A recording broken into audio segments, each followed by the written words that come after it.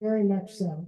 But we have an opportunity as citizens to open the doors, to make things more known and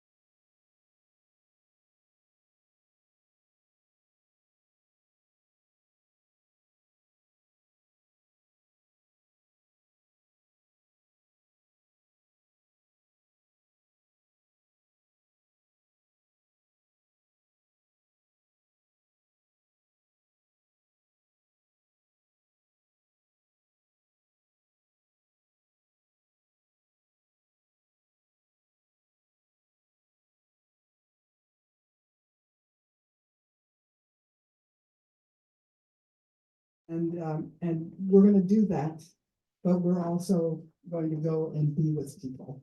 Because this is, in our opinion, and we've done 50 years of justice work, legal work, educational and organizing campaigns, and on major issues. Some of you know what they are. I'll mention a few of them. But there's nothing like this. In our opinion, this is the issue that can shift consciousness and shift our economy and shift our culture and our energy sources, the way we handle nuclear materials on this planet, whether we have peace or not, how we relate to one another instead of killing one another all the time. This has major possibilities for us. It also could have threats. But the really awful thing is we don't know, because it's been kept secret for 80 years. And we're finally at a place where the disclosure of that information that has been kept secret for 80 years has begun. And we are a central organization in this process. And Danny has 40, actually 50 years of experience in this particular field that he was doing on the side all the time when we were doing all the other campaigns. So we're positioned right now to really join with others and lead together in a direction that would be a positive direction for this unfolding. There are negatives. I mean, there are people who will turn this information into weapons, lethal weapons. There are people who will drive us into 1,000 years of war with ETs in our galaxy. I mean, because that's how their minds work. I'm not saying that they're bad people. I'm just saying their worldviews are like that. And this is our responsibility. Our responsibility is to stand up now. And all the consciousness work we've done, all the conferences that we've gone to, like this expo that just happened, all the other things we've done, we have to bring this more evolved consciousness that we want to bear. And we have to do what we can to have this unfold in a way that there will be a future for our children and our grandchildren, and that we will have a golden age.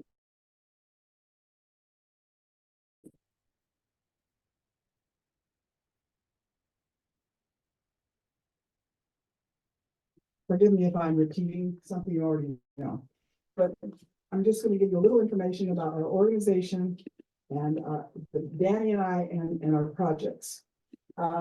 We started out at the Christic Institute, and we merged and became the Romero Institute at a certain point when we left Washington D.C. We were there for 20 years, and this is the same logo. It looks like it's the same font. It's everything's the same. The agenda is the same. It's a different, because George Bush started a sort of rolling campaign in Washington D.C. to take away our 501c3 as the Christic Institute. because he was really mad because we exposed him and his office and everything for what they were doing in Iran Contra. And so after years of the IRS not finding anything wrong with our any of our banking stuff or any of our finance stuff, they took it away saying, well, everything you did was really for political reasons. And that's not true. It was for constitutional reasons and illegalities and drug smuggling and illegal gun running and assassination codes. That's what it was all about, and everybody knows it. But we decided not to spend 10 years of our lives fighting the IRS. And so the people in the Romero Institute said, come and take over the Romero Institute and keep going. So that's what we did. And so now the Romero Institute is a continuation of Christic. And the campaigns that we've done over the years with these two organizations, in there include things like the Karen Silver case, which is how Danny and I met. Danny had done the Pentagon Papers case, he'd done the Watergate case with other lawyers, and we did Silver, and then we did the Greensboro case, where they had killed so many demonstrators, labor organizers, with the Klan and Nazis had right in front of television cameras, and everybody saw it, and nothing got done about it. The federal case didn't amount to anything, the state case didn't amount to anything. We came in and did civil suit and prosecuted the Klan and the Nazis in Greensboro, which was unheard of. You don't win against the Klan in North Carolina, but we did. We went on to do a case for an African-American mayor in Mississippi who was falsely accused of murder. They would have executed him. Danny ran an investigation that exposed who the real murderers were, and they didn't kill him. And we also went on to do the sanctuary case, first sanctuary case in the country, defending Latin American people who were fleeing for their lives from El Salvador, and were being helped by the Catholic Church there. And that whole case was up against the Reagan administration for their violations of our laws that protect people who are fleeing for their lives from other countries. And that was one on Danny's arguments on appeal. We went on this other things, I can't do them all. I don't want to take up all your time, but we went on to help the Lakota people, work with the Lakota people. We started a project there 18 years ago, the Lakota People's Law Project, and because they were taking their children all the time with the Department of Social Services, and Danny ran an investigation that was amazing, and it became very clear that these kids were like a cash cow for the state. There was so much money coming in from the federal government for every one of those children. As long as they gave them drugs and made it a medical issue rather than just a foster care issue, there were different things they were doing to make it very lucrative. And that it was actually a source of income for the state to take all those kids. So it became a huge thing on NPR, and National Public Radio ran a series which she won the Peabody for it, and it exposed to the whole country the injustices that were going on, some of them in the coast. There's so many that it's shocking. Anyway, that was another thing we did.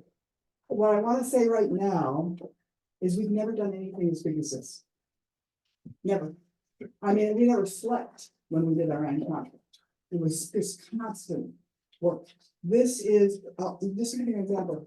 At Christmas, Christmas and the holidays and New Year's, our holiday was 3 hours long.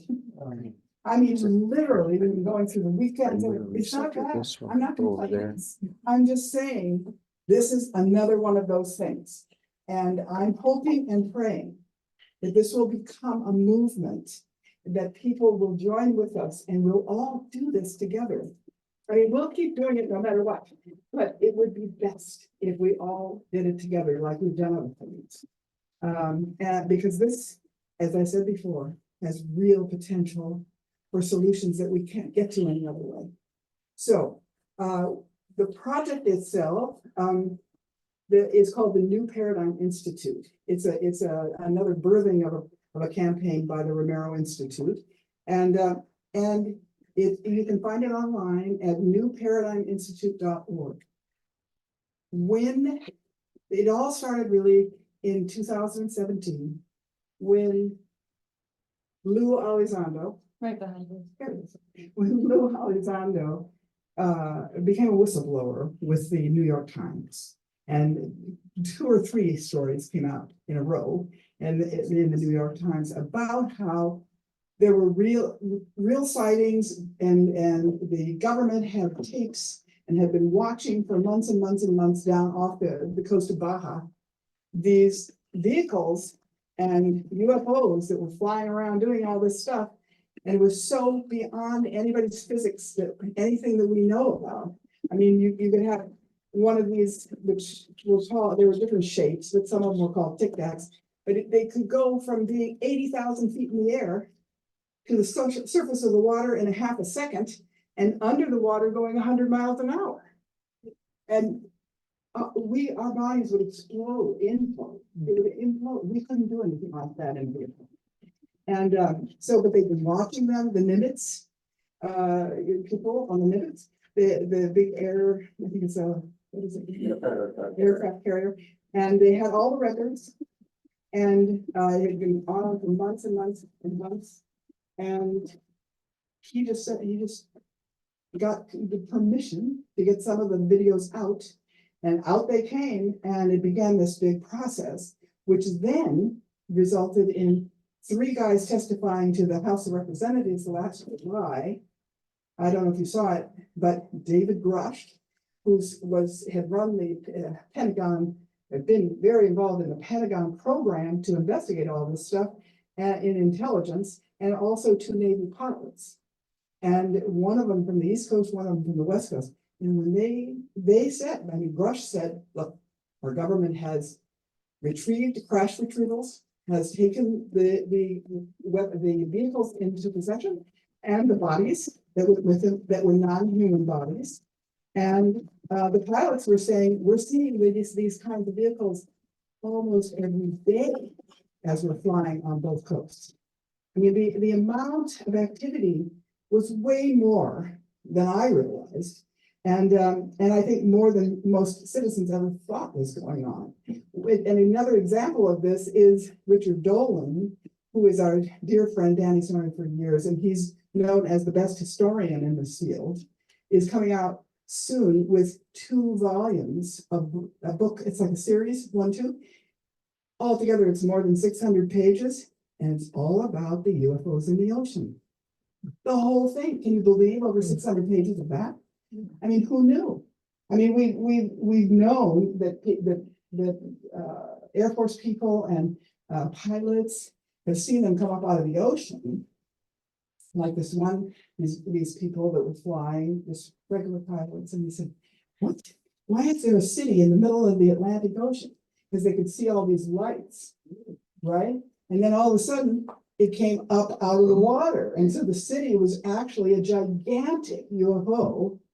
And they came up out of the water. This is just one. He's got 600 pages of this stuff that's coming out. So we've got to really get real here. We have non-human visitors that may live here under the water in the mountains, and or even off planet, but like around out there, just hanging around. We don't know. Exactly. And we have to know now. Well, there could be a security problem, yes, or they could be trying to help us. Well, we just have to know. And Grush said, when he was talking to 60 people in Wall Street, he said, there's only 50 people that really know about this. God, that's not very many people. There's only 50 people who really know what's going on. And the rest of us don't, including presidents, senators, our elected representatives, etc. So this is really, and we think, of course, I mean, Danny knows a lot more, and he'll say a lot more than what I'm saying, but we think it's because of profits. There are aerospace industries that want to make a lot of money back engineering this stuff, and they don't want to share patents or this, and they want to keep it secret. There's some of that going on. They're in the military, there's some total freak out. We're supposed to be protecting everybody. We don't know what to do about this. We don't have a match for this, and in a fight we're probably done. So there's some of that, and then who knows what else there is. because we're not being, all right, so we're gonna take, we've done many investigations. Danny is probably the best nonprofit lawyer in the country, maybe in the last 100 years, that can do professional investigations. And we will be investigating this. Secondly, all right, so we started a project. My job is to tell you what's going on in the project and then get it over to him, who has 50 years of experience in this field. So we started a project. After the three guys testified last July, I had never gotten into this. I'm the executive director of these two organizations, and I always thought, well, I don't think we should do this as a project because, they're going to say we're all crazy and we've got tinfoil hats and everything. This is going to interfere with all the other projects we're doing, so we can't do it. But after these guys testified in July, we all thought, okay, this is it. This is it. We've got to find out what's going on. So we started the project. One woman, really kind woman, gave us a large seed grant, large enough for us to open an office in DC, start to hire people. Jim Garrison, some of you may know of him. He ran the State of the World Forum. He left here and went out there. He's been out there working every day in that office. He's the director of that office. He's talking to the Congress. He's talking with interfaith people all over the world. He's on it. And he has contacts all over the country and the world because of the State of the World Forum. And he sees it.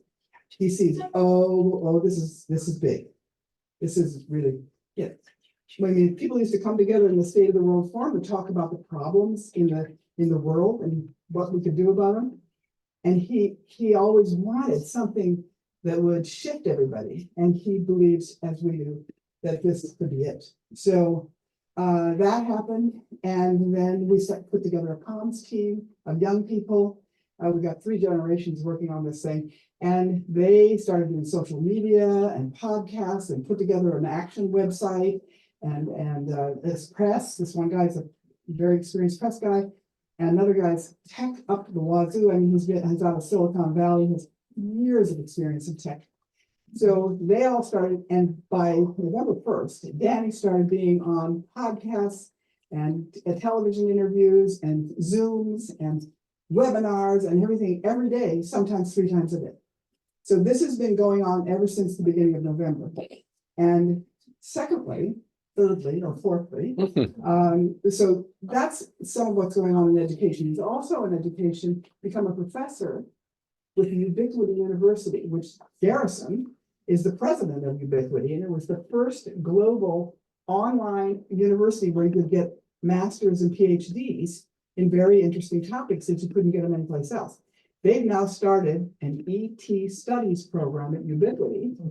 You can get a master's and a PhD, only place in the world, and Danny was the first professor. He's done his 8 classes, and Richard Dolan is going to do 8 classes, and then there'll be more and more professors from different fields until there's a whole program of ET studies. Why? Because we know that as this unfolds, people all over the world are going to need help understanding it. And the more educated people that we have out there in communities everywhere who can help people wrap their brain around this, the better. So that's what we're doing with Ubiquity. So in terms of education, it's all moving right now.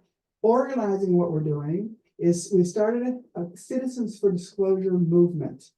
The goal for that movement is to have a local action team in every single congressional district in the country. There's 435 of them, and we've already got them in several of those. And also to have a state leader in every state. We're doing this based on the National Organization for Women, which I guess with the structure. And then in addition to the state leaders, we're going to go for a national alliance. So and as I'm telling you these things, these are ways that you can participate, or you may know other people who can participate. If you've got an organization, let's bring it into the alliance. If you know people who want to organize locally, let's get a team going. These are already happening, but we just need to keep growing and growing. New York, where is it? Where is it here? The green one. New York had a rally. They have a team, and they actually had a rally at Schumer's office, and they found an artist who did all these posters, and And they're willing to provide posters to people all over the country that are gonna have their teams. I mean, they'll just send them the link, you can print your own poster. And if you need something special done for Arizona, they'll do an Arizona one. And so they're trying to help everybody else get started by providing tools and experience, etc. So now, in terms of the alliance, eventually this alliance, I see this alliance as being wonderful, where lots of organizations are involved, lots of interfaith groups, you know, the big national organizations, and then scientists for disclosure, academics for disclosure, lawyers for disclosure, you know, everybody for disclosure in groups. Think of like 9/11 with the architects for disclosure. They came together because they knew, and the engineers, they knew there was something wrong with how those buildings fell down. Well, the same thing is true with this. There's going to be a lot of different constituencies that have a reason. The scientists, the academics, these people are really like, why haven't we known about this? Why haven't the best physicists in the world been involved in this? Why are we all kept out of this? Why aren't we participating? So everybody's, you know, got a different reason maybe, but so that's the kind of alliance. And then for the first time, which we've never done before, we're going to do a global alliance. And Jim is already working with 7 people who are from 7 different countries because they want their parliaments to pass a law like we did, which Danny will tell you about. We did here. That law is passed. Disclosure has begun. They want to pass one too in their countries. And so he's working with them. He's also working with leaders in 7 different, well, six different of the major faiths: Buddhist, Tao, Hindu, the Abrahamics, and I think there's one other one. And then also we're going to be working with the indigenous people, because the indigenous people have stories. I mean, in North and South America, they say we come from the Pleiades. In Egypt, it's Orion. There's a part of Africa where the Dogons, that they say we're from Sirius. And so there's a lot of this, but it needs to be gathered together in a systematic academic way. And so that project is being developed. And so all of this is going on. In the meantime, in Washington, there's a lot of work, which Danny will talk about, with the legislators to get better policy, more bills passed, more public hearings. So all of that is going on. So, I little closer. wonder if any of you's been able to hear me. I'm not. The feedback we've got 60 people in the Zoom room. They're hearing you, but it's slightly muffled, so a little bit clearer would be great. All right, thank you. So this gives you some idea of the kind of scope of this that we are trying to do. And of course, we're starting fundraising events around the country.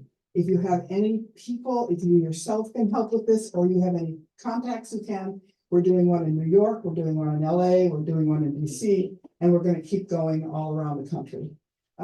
So, because what we need everybody to join this movement, to support it in any way you can, and to help us make this happen. And I'm going to turn it over to Danny now. I think most of you know who he is, but I just want to say he is probably, I mean, he's the most well-known and experienced constitutional attorney in the country who is an advocate for the people. Always an advocate for the people, which is what the name of his book is. And he's done some of the most historic cases. He's been on those teams or initiated and led them himself, with the Pentagon Papers, Watergate, with Silkwood, with Greensboro, with Sanctuary, with Iran Contra. All of these cases were significantly impacted by his brilliant ability to strategize and understand what the most important step was to take at any given legal point. And I've seen him over and over again respond to people who come to him just for, can I talk with you for an hour? And in 1 hour, they are just so grateful because he can analyze something very quickly and tell them what it is that needs to be done. And we are very fortunate that he has devoted his life to the citizens, which is what's happened. And he has 50 years of experience in this field, and is very well positioned to help us all get this done. So, yeah.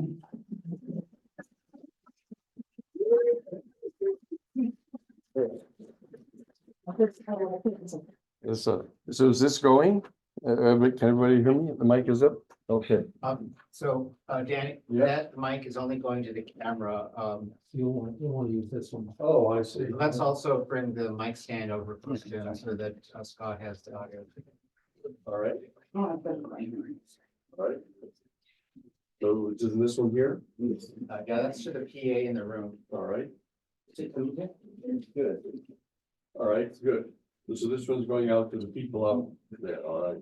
Yeah, the one that's on your tie is going out to YouTube and live streaming. The one that's on the wand needs to be a little bit closer to your mouth, and Dan's doing. Oh, yeah, this has got to be closer, so it won't be getting muffled, right? Yeah, Dan Grayson's assisting there. Does everybody understand what an amazing life this man has led? Yeah?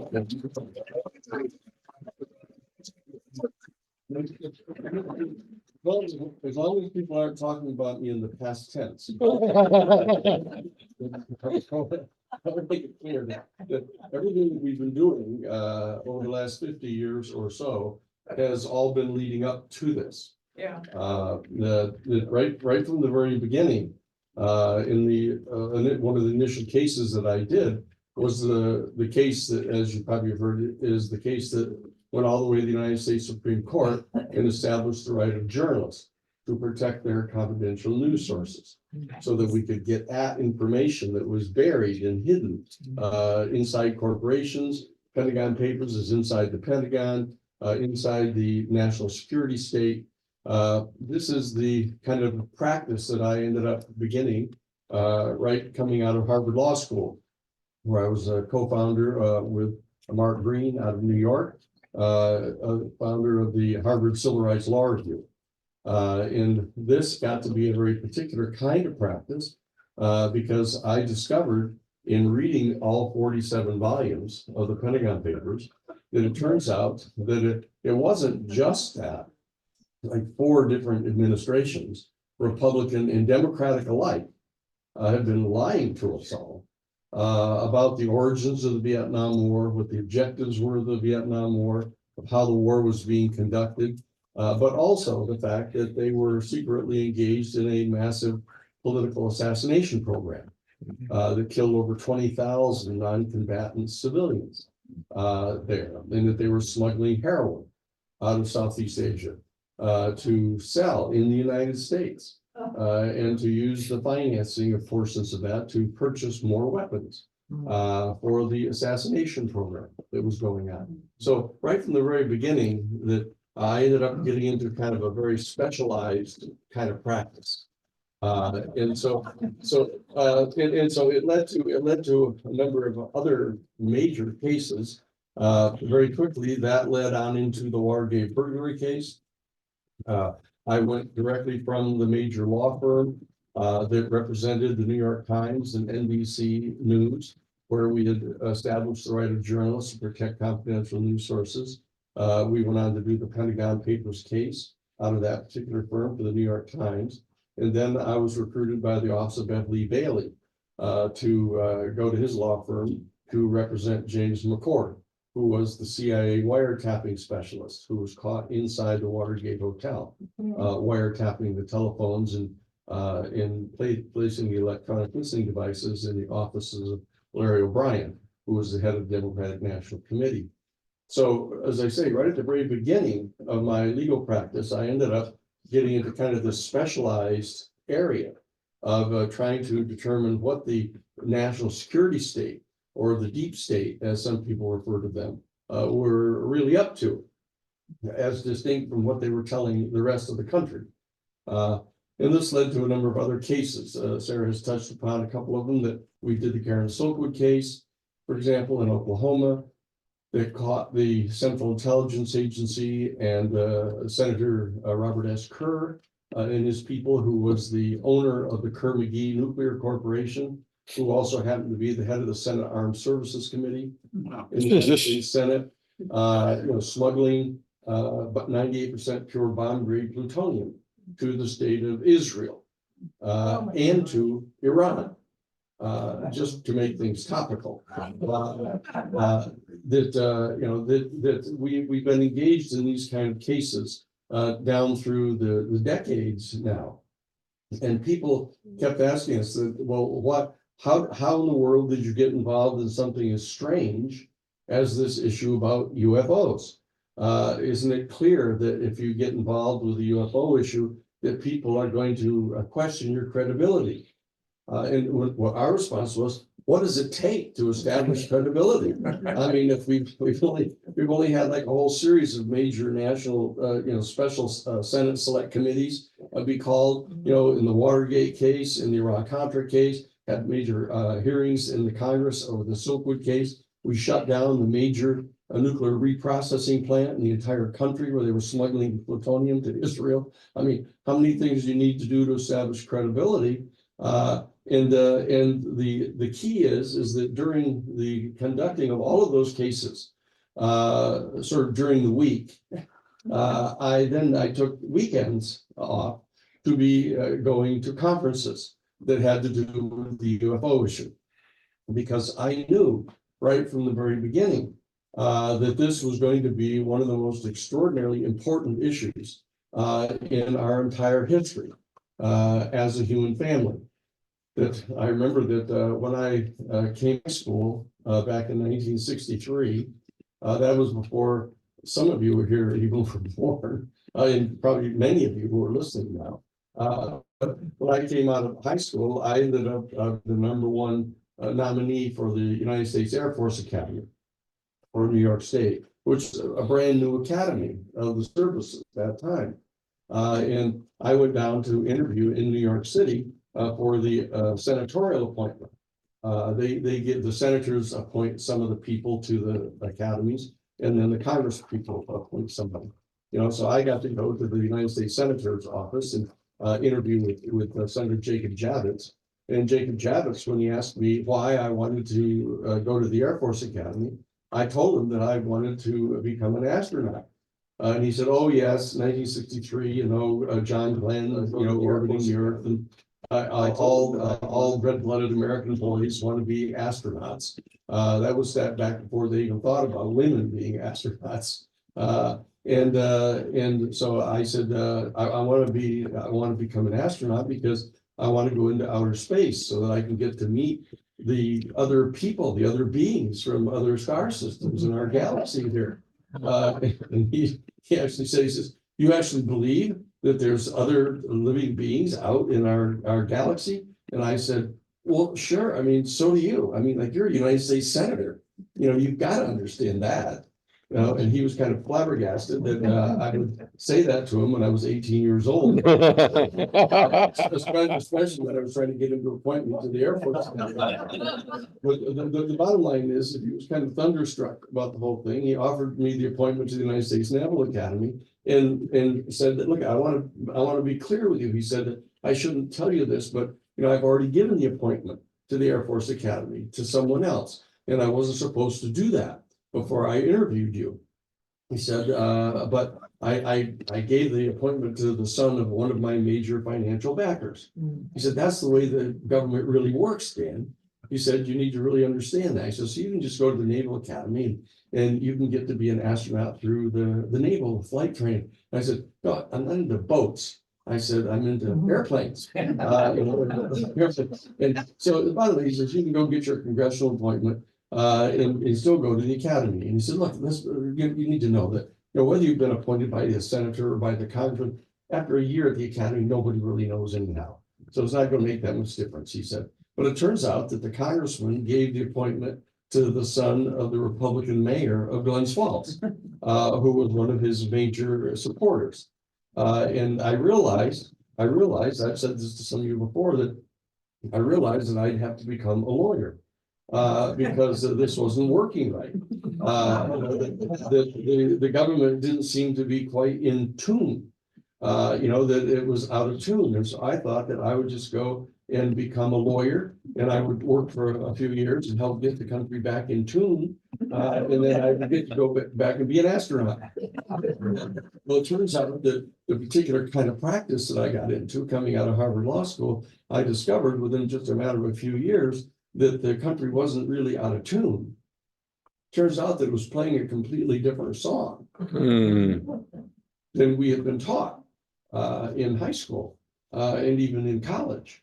It turns out that there was this whole other dynamic going on with our United States government. And so that even while I was doing these other cases, in the Watergate Burglary case, and the Pentagon Papers case, and the Karen Silkwood case, the Iran Contra case, and other things, I still made myself available for doing other more important things. And because of that, I ended up going back to Harvard to study for a master's degree and PhD degree in the field of comparative social ethics, because I realized that the ethics that were being pursued and implemented by most of the people in the legal field were different than mine. They didn't seem to be really interested in genuinely protecting the Constitution of the United States. I mean, most of them thought that the Constitution was the USS Constitution that sits in the harbor in Boston. And so I was genuinely devoted to trying to protect the Constitution, to protect civil rights and human rights, et cetera. And they were operating on a different wavelength entirely. So I ended up going back to Harvard to do the master's work to start with, and ended up getting recruited to come to Washington, D.C. to become general counsel to the United States Jesuit headquarters in their National Social Ministry Office, which had to do with public policy, dealing with all the major public policy challenges. And ironically enough, or not, it turns out that while I was there, I ended up being contacted immediately after the election of President Carter. President Carter was elected in November of 1976, on November 4th, and on the 19th of November of 1976, he sent to the Central Intelligence Agency after being elected president, and ordered the director of the Central Intelligence Agency to come down to Plains, Georgia, and brief him on the UFO issue and the issue of extraterrestrial intelligence. And it turns out that the CIA director at that time was George H.W. Bush. And it turns out that he refused to brief the president, refused to tell him what the information was that the CIA had and the national security state people had on the UFO phenomenon. And he said he didn't have a need to know that as president. And so what Carter did is he went to Congress and got the Science and Technology Committee of the House of Representatives to contact the Congressional Research Service and have the Science and Technology Division of the Congressional Research Service undertake a major study for the president on the issue of UFOs and what their connection might be to any extraterrestrial intelligence that existed here inside our galaxy. And I got contacted by Dr. Marcia Smith, who was the director of the Science and Technology Division of the Congressional Research Service, in my capacity as general counsel at the Jesuit National Headquarters in their public policy office, and was asked to contact the Vatican and see if we could get access to the information that the Vatican had in Rome about UFOs and about extraterrestrial intelligence. And so I got clearance to do that from the superiors at the Jesuit headquarters, a very important issue of the largest order inside the Catholic Church, which is the largest single religious denomination in all of Western civilization. To have the largest single order in the church authorize us to participate in that kind of a discussion was extraordinarily important. And it was in that context that I ended up getting access to the classified portions of Project Blue Book. Project Blue Book was originally a secret investigation conducted by the United States Air Force from 1952, all the way up to 1967. And that in that study, they encountered over 700 incidents of sightings of UFOs that they were totally unable to discredit, though they went to great lengths to do so with regard to virtually all the other sightings that they had. And they were attributing them to, flocks of birds being, misidentified as flying saucers, to a floodlight shining on the bottom of clouds, to swamp gas, famously. There were 700 of these that they were completely unable to explain away. I ended up getting access to the classified portions of Project Blue Book.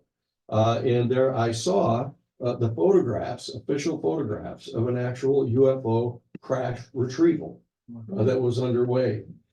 And because of that, I knew what they were doing, and I brought the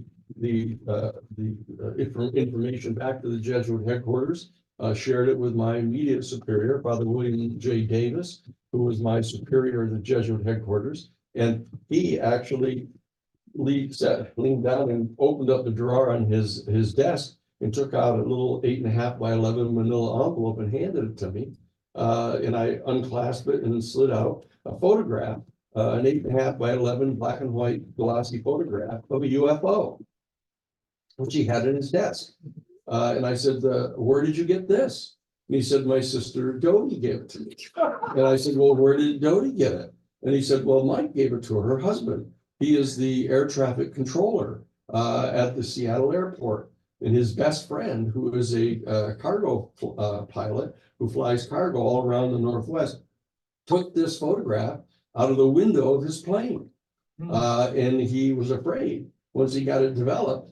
I mean, that was back in the days when you bring your little brownie camera to the drugstore and you get it developed. And when he realized the picture that he had, he didn't want to report it because he thought he would get in trouble and possibly lose his pilot's license, which is a point we'll come to talk about here. And so he ended up bringing it to his best friend, Mike, who was the air traffic controller at the Seattle airport, saying, okay, I've done my duty here. You got it now. And of course, Mike didn't want to get in trouble. So what he did is took it and gave it to his wife, Dodie. And he said, here, Dodie, bring this to your brother and give it to him. He's a priest. So you have a couple of incidents right here, right immediately, where the pilots didn't dare report this. Even though there are UFOs flying around in the sky, they didn't dare do anything about it because, as it turns out, the United States Air Force and the Central Intelligence Agency and the Joint Special Operations Command of the Pentagon had all undertaken a deeply secret program of concealing this information and taking retribution against anybody who tried to make official reports about UFOs. They would, in fact, challenge your pilot's license. They would, in fact, take you out of your job as the air traffic controller in Seattle if you tried to file these reports. And these people knew that.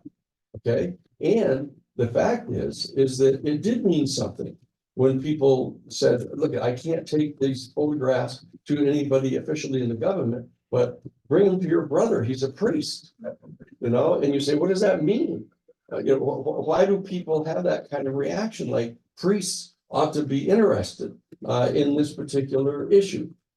And so from that point on, I became dedicated in my professional life as of the spring of 1977 to actually begin to go to some of these conferences, to begin to find out some of these things. And I was contacted by Dr. John Mack, who was the head of the Department of Clinical Psychiatry at Harvard Medical School, and asked to legally represent him because he had been the doctor, the psychiatrist, to whom the United States Air Force had sent a number of the people, high-ranking military officers, who happened to insist upon filing these reports. For example, in 1967, a UFO came up over the top of a Minuteman Minuteman missile site up in Montana, in Malmstrom, at the Malmstrom Air Force Base. And it's kind of an interesting story, as you might guess, that a UFO came up over the top of the Minuteman base. And the Bob Salas, Captain Bob Salas, who was down in the hole, they call it, down underground, where he was in charge of releasing the missiles, that he got a call from his people up above saying there's some kind of extraordinary, huge, saucer shaped thing, that's coming in over the top of the fence here at our facility. And Captain Salas says, you're armed, aren't you? Yeah. Yeah, yes, you know, we have like M16, he says, well, then secure the perimeter. Oh, God. And then he hung up on him. And so that, actually, a couple minutes later, the phone rings again and the people up on top are hysterical. And he said, I've got injured people here. I've got injured people. They are trying to climb out of the facility over the razor wire. And get out of the facility. They're so afraid of this, and all of a sudden, instantly, all 10 missiles, they're all independently wired, all of a sudden go offline. Bam, bam, bam, bam, bam, bam, one after another, completely turn them all off. Major, the major, Arnoldson, tried to contact NORAD to tell them that their missiles had been turned off. He's trying to report to them what had happened. So they said to him, he said, are you trying to report a UFO sighting? And he said, that was the most important moment of my life. He said, because I said to him, yes, I am. Okay. And NORAD said, well, that's really interesting because the Nikes, the Minuteman site to your east and to your west had just reported exactly the same thing. That a UFO has also come up over their facilities and shut off all their missiles. And Arnie Arlenson tried to report this higher up in the command, and nobody would do anything about it. And so I ended up eventually taking him to his congressperson and sitting down with his congressperson and having him tell his congressperson about this. And the congressperson said, well, you know, I know that a lot of people here on the Hill are really interested in this subject, but none of them dare talk about it. Because they know if they talk about it, suddenly millions of dollars will appear mysteriously in their congressional district and be put into the opponent, and they'll be out of office. And so nobody will talk about this. So I became devoted to trying to figure out what we're going to do about this. And then as I said, I ended up being contacted by Dr. John Mack, because he is the fellow to whom a lot of these high-ranking officers who insisted upon filing reports were sent for psychiatric examinations. Because the very first thing they would do if you insisted upon filing one of these complaints is the United States Air Force would mandate that you get a psychiatric exam. And as I said before, it's not exactly a career builder, you know, they reported to get a psychiatric exam. And what they would do is say, oh, well, you know, if you're going to be filing a really important report like this, the first thing we have to do is really demonstrate that you're psychologically healthy. You know, that was their pretense for this. Right. So John would have these people sent to him. And so John at Harvard Medical School, you know, would conduct these a full battery of psychiatric exams of these people. And then he kept being kind of flabbergasted at the stories they were telling him. And he later said, he contacted me later because he was so fascinated by the stories that he was telling or finding out about. They ended up contacting his family, his mom, and called her. And he said, look at this really interesting thing is happening here. I'm getting all these reports from these high-level officers. And his mother said, oh, you should talk to the Hopkins boy, the friends of the family, the Hopkins family, that Bud Hopkins, who's a friend of the family, is got kind of a hobby here. He's from a very wealthy family. He's kind of an artist and sculptor, but he's down in New York City, and he's been going around interviewing people who believe that they've had actual contacts with some of these UFO vehicles and have actually may have encountered beings coming out of these craft. And so John ended up calling Bud Hopkins, and Bud Hopkins spent a number of months, you know, bringing people to John Mack.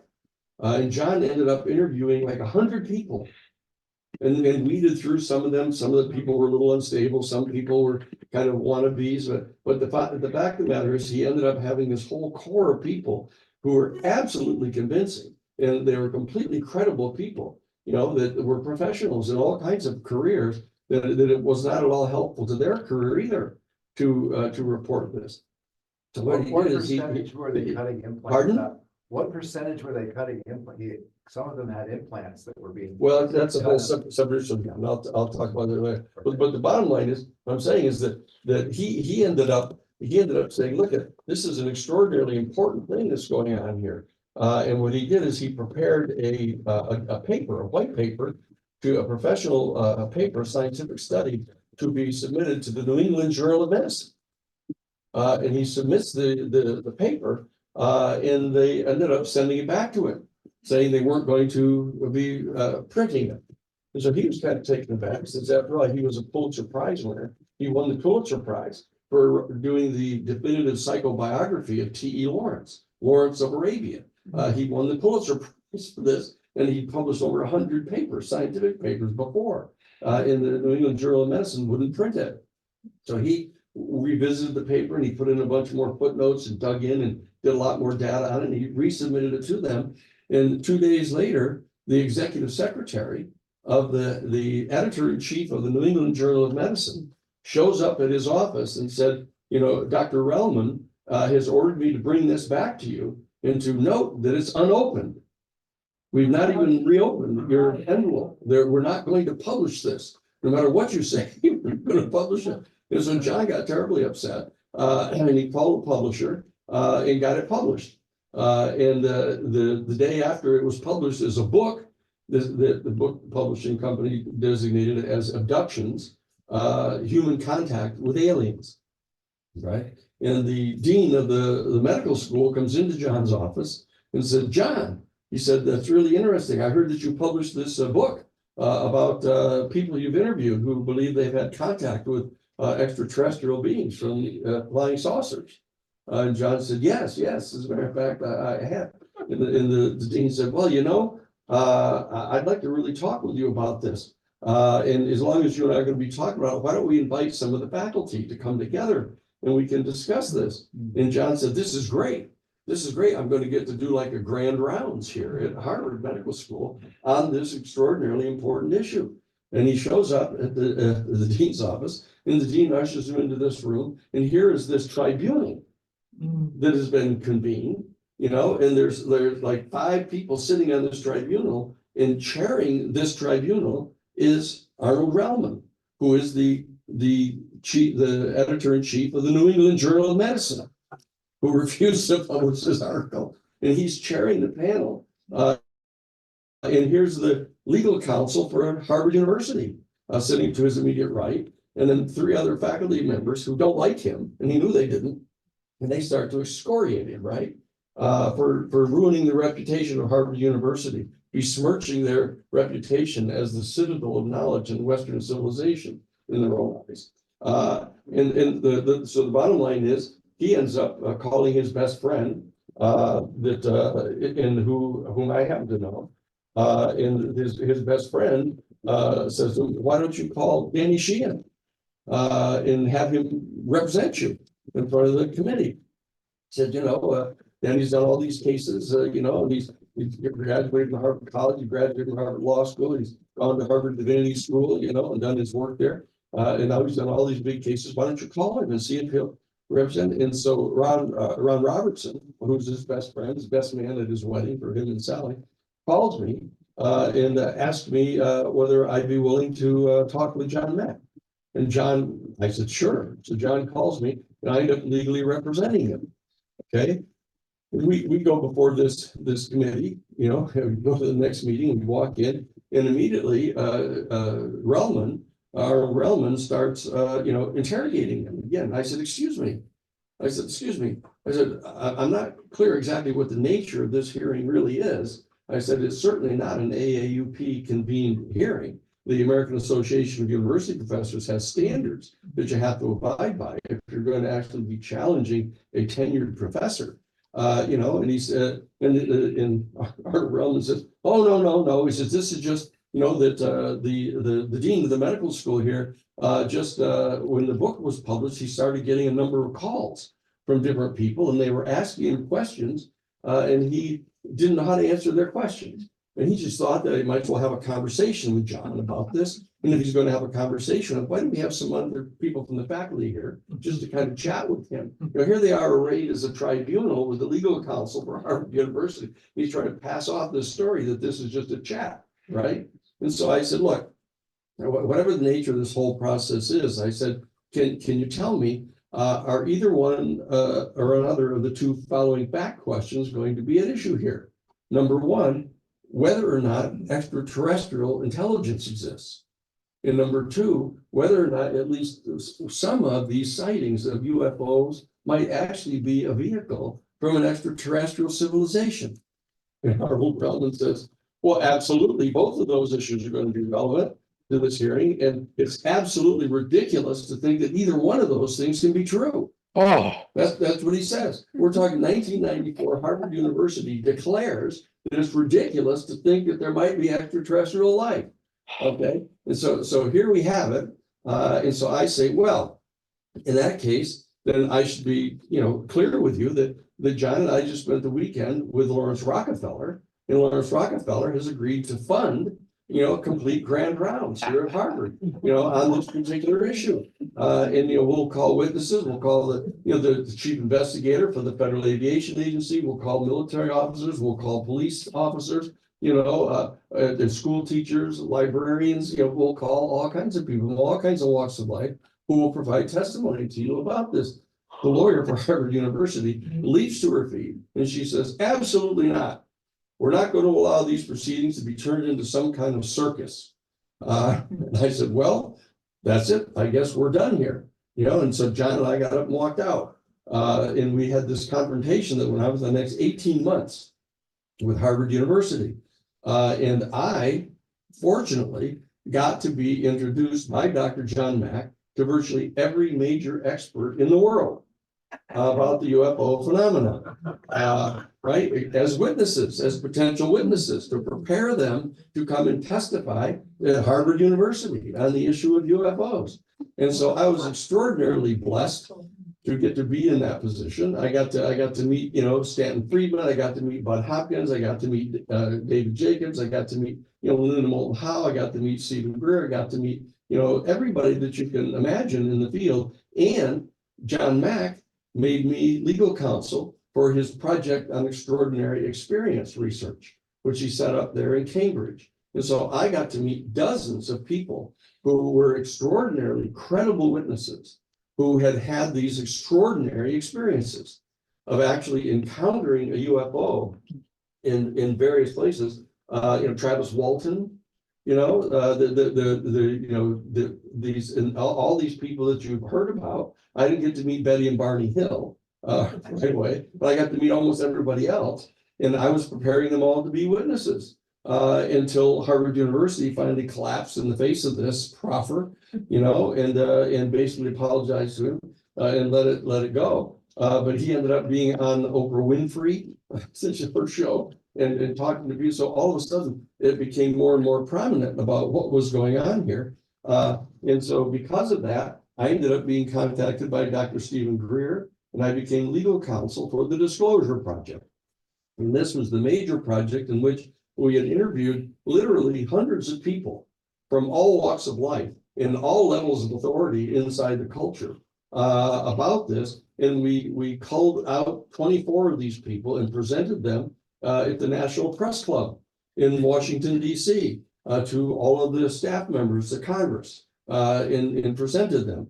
And in that context, I got to interview Sergeant Clifford Stone. Clifford Stone had been part of a major crash retrieval program in the United States military and had been to a half a dozen crash sites and had recovered bodies and testified to us all about these things, right? So this isn't brand new news that we're talking about here.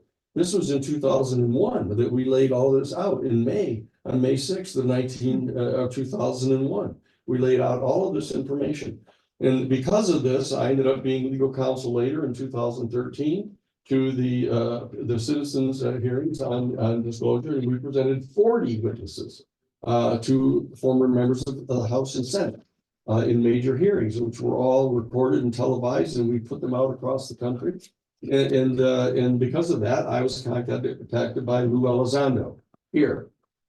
When Lou, in 2017, decided he was going to go to the New York Times, and as the head of the top secret program inside the Pentagon, they've been studying these things, for example, and this from 2008 all the way to 2017, that he had been the head of this major secret project inside the Pentagon.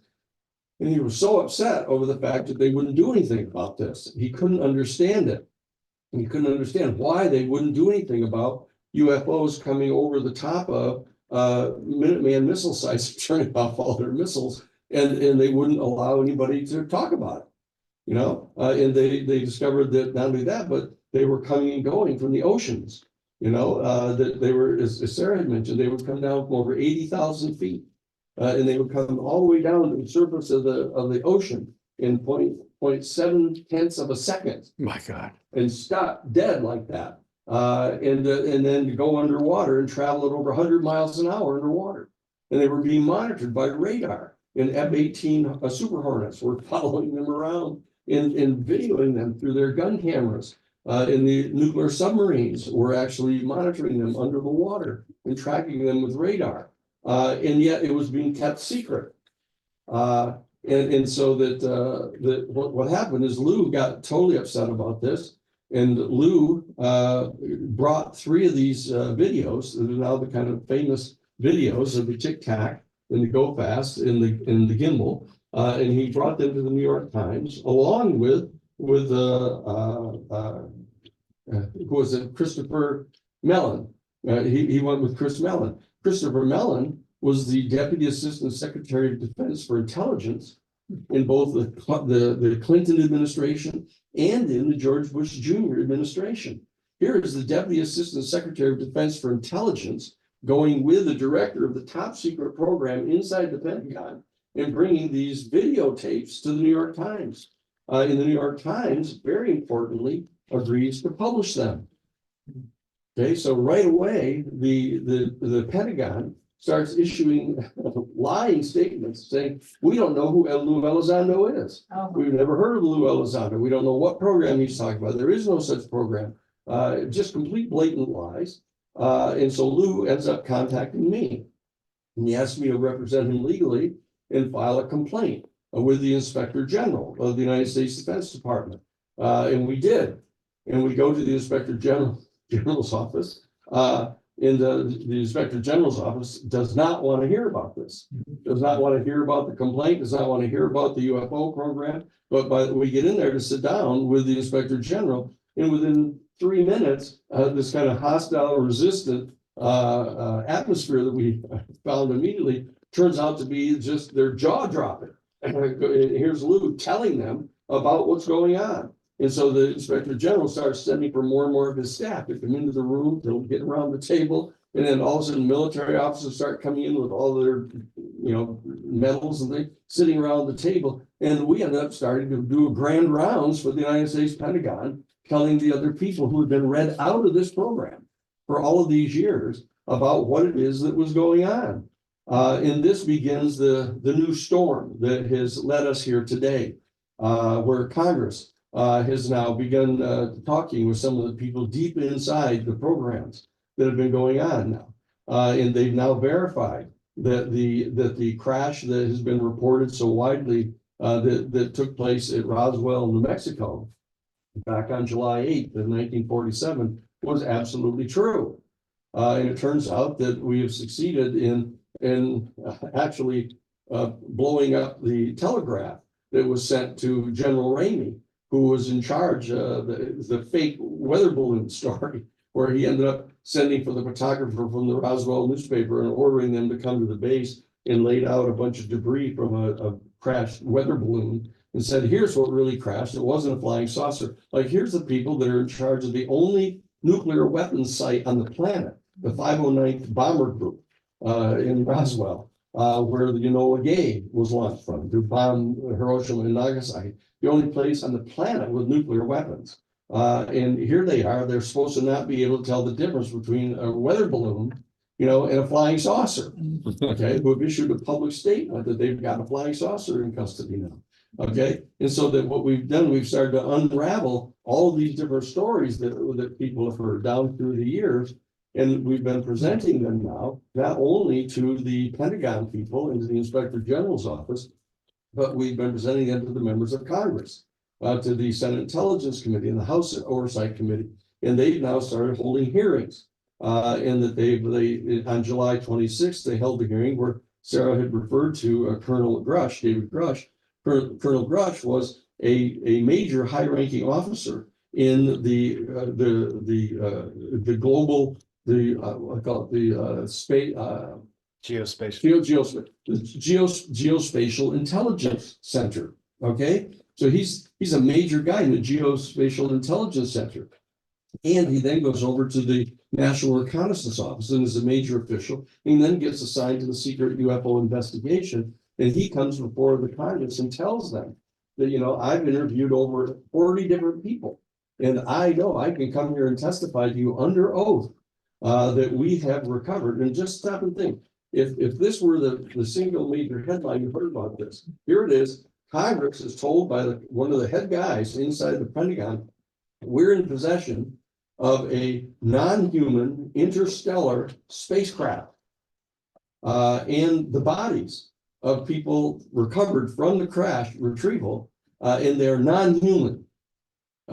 You would assume that is going to go bingo like this all across the world, that they've discovered this, but no, because what's happened is that they've got this suppression program going on out of the Pentagon and out of the intelligence community to threaten people and believe that they're going to have their careers ruined, or they're going to be ordered to go get psychiatric exams as a condition for being able to continue their jobs in the government.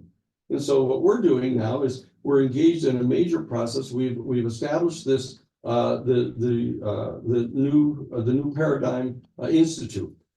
We've set it up inside the organization here, the Romero Institute, which, as Sarah pointed out to you, is the progeny of our Christic Institute.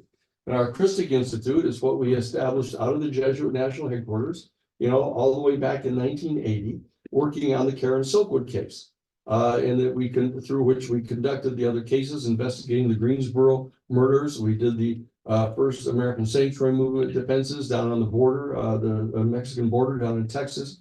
You know, we did the Iran Contra case out of there. You know, and just because George Bush Sr., now then president, ordered them to revoke our 501c3 tax exempt charter, you know, we within days were contacted by the Romero Foundation out of California, and they said they had when they heard that Bush had ordered the revocation of our 501c3 tax exempt charter as the Christic Institute, the Romero Foundation held an emergency meeting of their board of directors and voted for me to be their president, Sarah to be their vice president, and Father William Davis, who was our secretary treasurer, to be their secretary treasurer, and then they all resigned, so that we became the Romero Foundation and renamed it the Romero Institute. And so we've been conducting ourselves, you know, ever since then as the Romero Institute, and we have set up this new Paradigm Institute as a wholly integrated auxiliary of our institute that is entitled to full 501c3 tax exempt status. We're now hiring people to come on board this particular investigation. We have over 550 volunteers now that we're now coordinating and putting into different groups. We have 30 professors from universities, PhD professors from universities that are all being coordinated. We have 18 attorneys they're all working out and being trained by the top level of whistleblower defense attorneys in the country to protect new whistleblowers. We're working on the legislation in Washington, D.C. We've established the Washington, D.C. office. We're the only civilian office inside the federal enclave, right on Capitol Hill. Immediately to our left is the United States Supreme Court, and immediately to our right is the Hart Senate Office Building, the location of the Senate Intelligence Committee. You know, across the street, you could literally throw a baseball across the street to the Capitol building. I wouldn't advise it, but you know. But the bottom line is that that's where we are, and we're engaged in regular meetings with the staff people. We're working on a bill, and what has come out of that, this is extraordinarily important. Here it is here. This is the 64-page bill sponsored by Chuck Schumer, right here. Okay, the majority leader of the United States Senate, and it's co-sponsored by Mike Rounds, the extremely conservative United States Republican senator from South Dakota, okay, whose co-senator in South Dakota, John Thune, is the one who is likely to be getting ready to take the place of Mitch McConnell when Mitch McConnell steps down. as the minority leader in the Senate. So we've gotten ourselves structured so that this bill actually is the gold standard.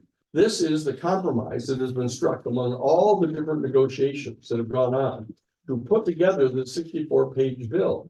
And what this does is, number one, it commands by Congress, commands all 6 of the United States military services, Army, Navy, Air Force, Coast Guard, the new Space Force, all of the major Marine Corps, all of the major military services, and all 18 of the United States intelligence agencies,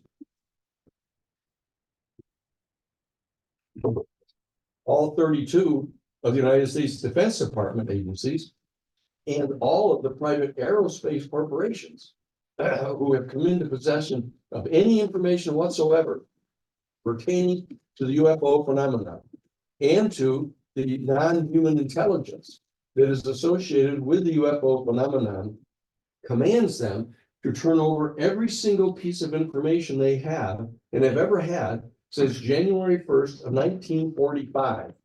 Wow. To turn this over to the Congress and to turn over to the National Archives.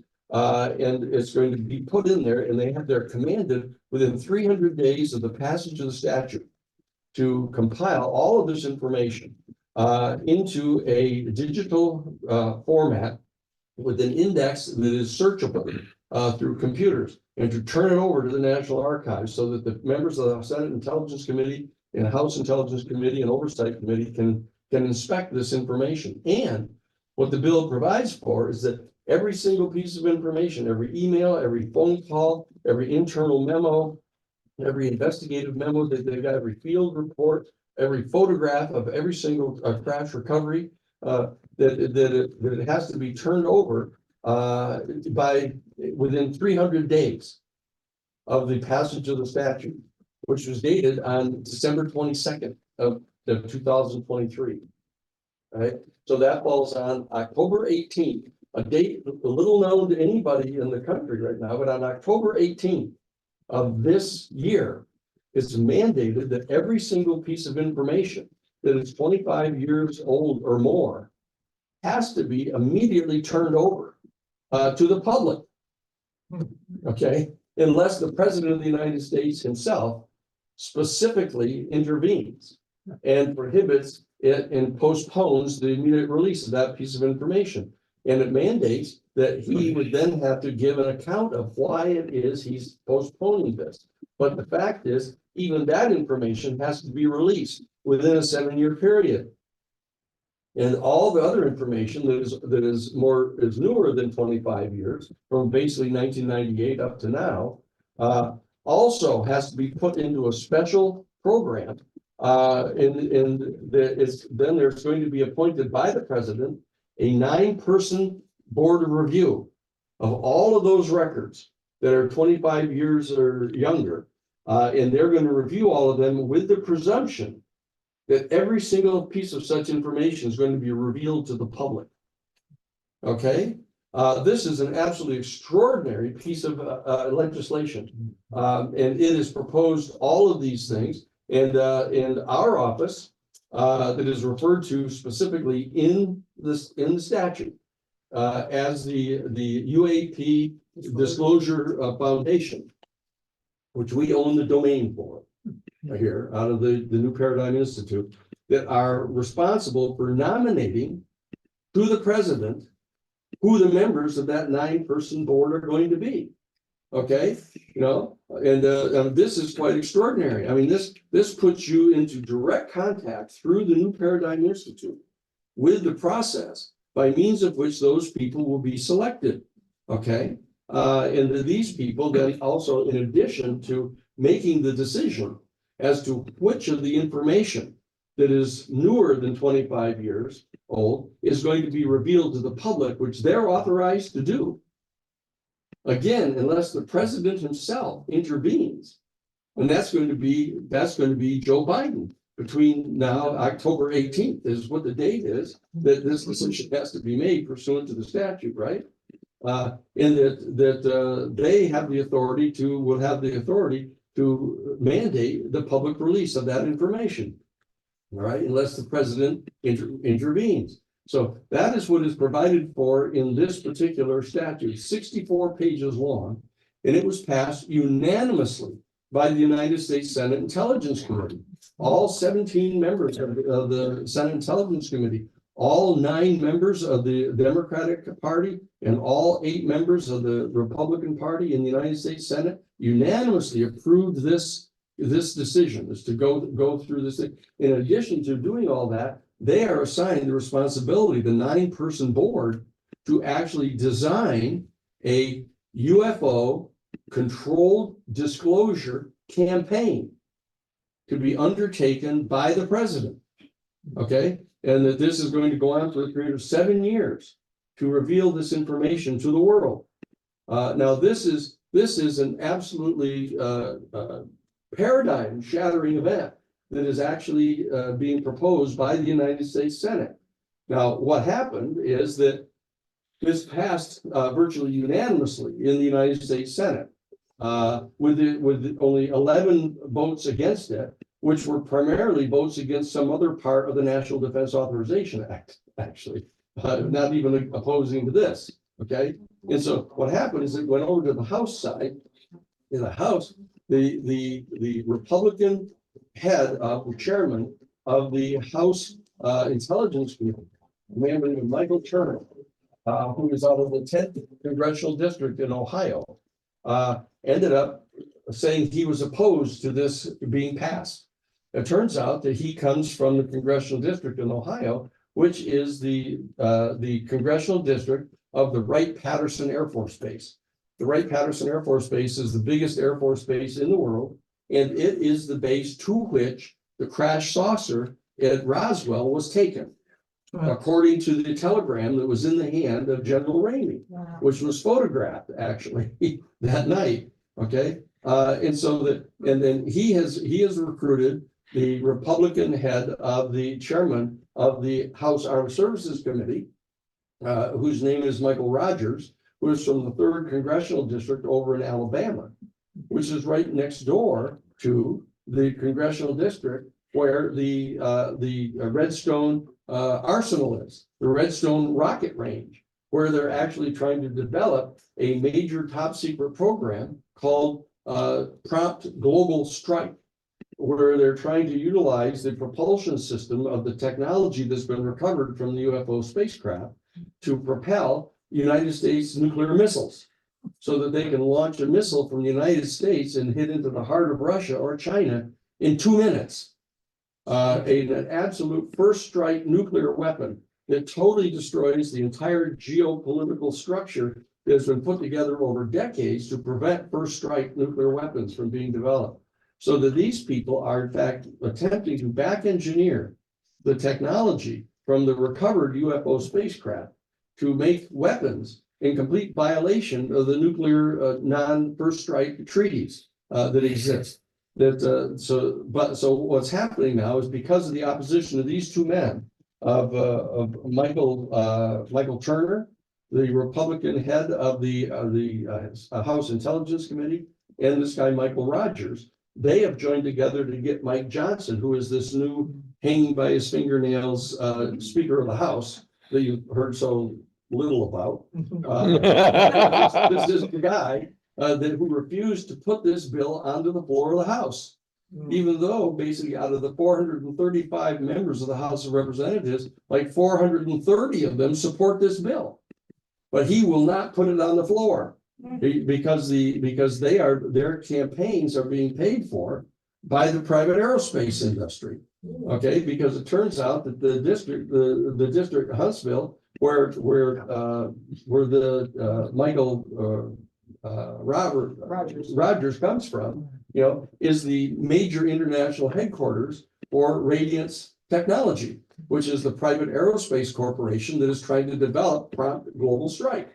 Okay, so that what we're looking at here is that this most extraordinary piece of information about the existence of an extraterrestrial civilization with people that are vastly more advanced than we are technologically is being held secret so they can make weapons out of this program. okay, and not allow us to even know about the existence of this civilization, to read us out and to read out all of Congress, and even to read out presidents from knowing about this. That means that the national security state is completely out of control here. It's out from under all constitutional constraints. And so that we as citizens have to organize from an upward, positive, forward perspective to promulgate the positive features of reaching out to the stars here, to reaching out to the members of an extraterrestrial civilization, to try to establish peaceful relations with them, to get our United States Congress and our diplomatic corps people organized and working to reach out and establish diplomatic relations with these people in the face of this major effort on the part of these very narrow groups of people that are being financed by the private aerospace industry that wants to get patent rights on the technology so that they can own it in perpetuity. So that another 1,000 years from now, you know, if anybody wants to build an interstellar spacecraft, you're going to have to pay these guys through the nose for the technology because they own it. You know, that's what they're trying to do right now. Okay, so it's extraordinarily important that our citizens mobilize and rise up. But we know perfectly well, as we've known over a 50-year period, that our regular people aren't that organized. The people aren't every day spending their time figuring out how to get Congress to do something. So the new Paradigm Institute has been created. And we now have a website up where all you have to do is go to newparadigminstitute.org and just put in your name and your zip code, and you just push a button. And automatically a letter will go to both of your United States senators and your congressperson telling them that you support their desire to get this information released, that you support their efforts to do this, okay? And to tell them to put pressure on these people in the 10th District of Ohio and the 3rd District of Alabama, you know, and this Johnson, you know, who's the Speaker of the House, you know, put the pressure on them to get this full bill passed. They did pass. So it's important to point out that they passed 24 pages of this. Okay, this was a 64-page bill, but they passed 24 pages of it, which very importantly contains the command for them to gather all this information together from all those same agencies and to put it into the same digital recovery system and to have it available as of October 18th to be delivered to the Library of Congress.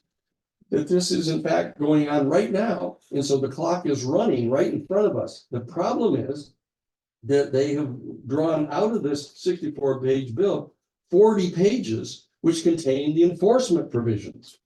That what do you do if they basically thumb their nose at Congress and refuse to turn over the information? We know that when the United States Congress ordered them to, for example, turn over the videotapes of the torture sessions at Abu Ghraib, that the Central Intelligence Agency destroyed them after having gotten the subpoena to do it. He said, yeah, so what are you going to do to me about it?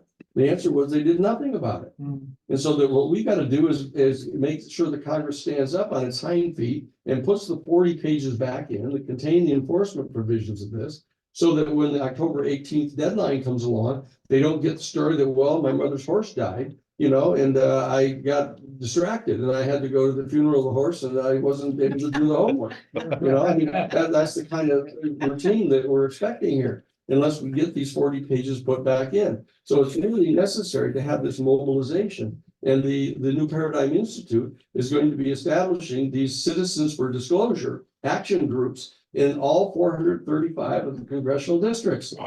In a major state office in every one of the 50 states. And we're going to be mobilizing, we're going to be preparing documents and information for people in every single one of those 435 offices, so that they can in fact know what to say to their people, to get familiar with what the constituencies are in their area, where their allies are. And this is the mostly complete bipartisan bill that anybody has seen in Congress in the last 50 years. That the people on the extreme right want this thing passed, the people on the extreme left want this thing passed, all the people in the middle want this thing passed. It's just that they've got these people sitting on these two major committees of the chairing of the House Intelligence Committee and the House Armed Services Committee that are basically putting their thumbs on the scale. Okay, and so what we need to do is mobilize the rest of the country to demand that this be done. We need to have a basic positive citizens uprising here to assert our democratic rights, to have access to this information. That this information is going to be the basis of if we can get the board put back into place, because they took out the board. They've taken out of the bill in that 40 pages they removed from the 64-page bill. They took out the appointment of this board of review that is going to be authorizing the public release of this information. And they put back into the hands the heads of each of the military services and intelligence agencies to make their own decision about what they think ought to be made public. And we already know what they think ought to be made public, which is nothing, you know? And so this is basically a toothless bill right now, except for the command that they prepare the information.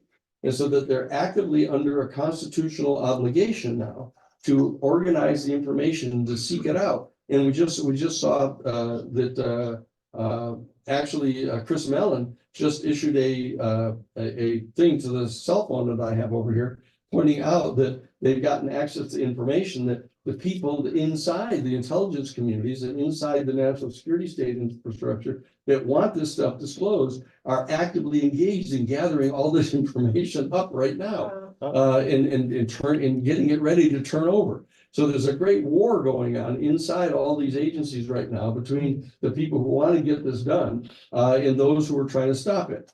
So this is an extraordinary adventure that's happening here, and that we want you all to be part of this. And we want all the 60 people or so that are listening and all the 40 people or so that are here tonight, you know, to go out and talk to all your friends and neighbors, and go on to newparadigminstitute.org, you know, and sign up and become part of the volunteer group. We can put you into the proper categories of what your professional skills are, what kind of time you have available to work on this thing, you know, and that we're going around trying to get people to give additional funds so we can hire professional people to work with our staff, because all of this requires professional skill, you know, to do all these things that we're doing. We have to have a complete website that is interactive. We've retained the Cosmic group in Santa Cruz that built our website for our Lakota People's Law Project.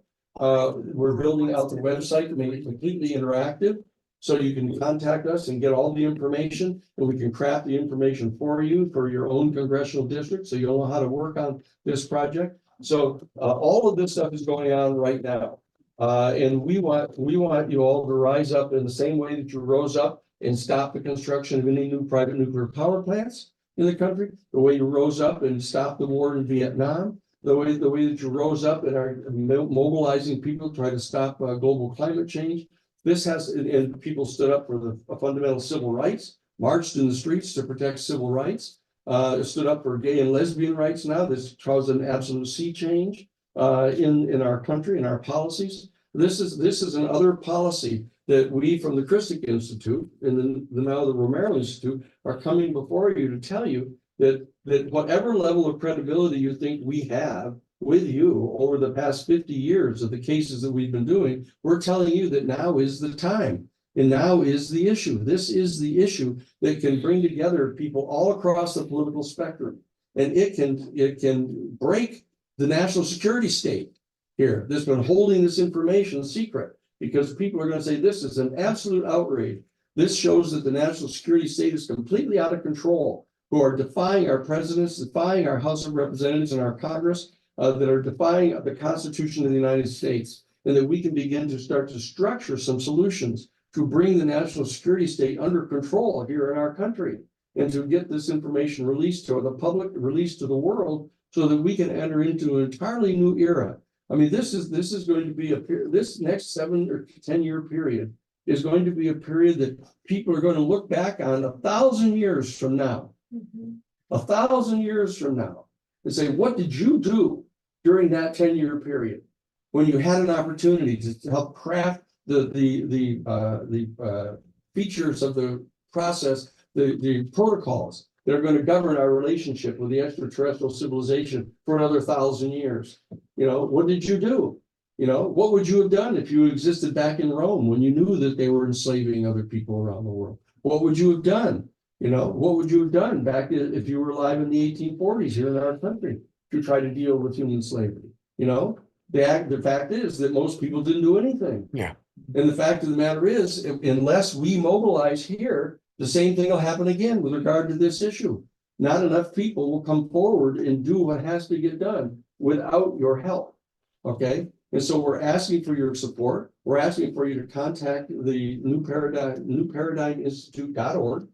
Okay, and sign up, become a member of the Citizens for Disclosure.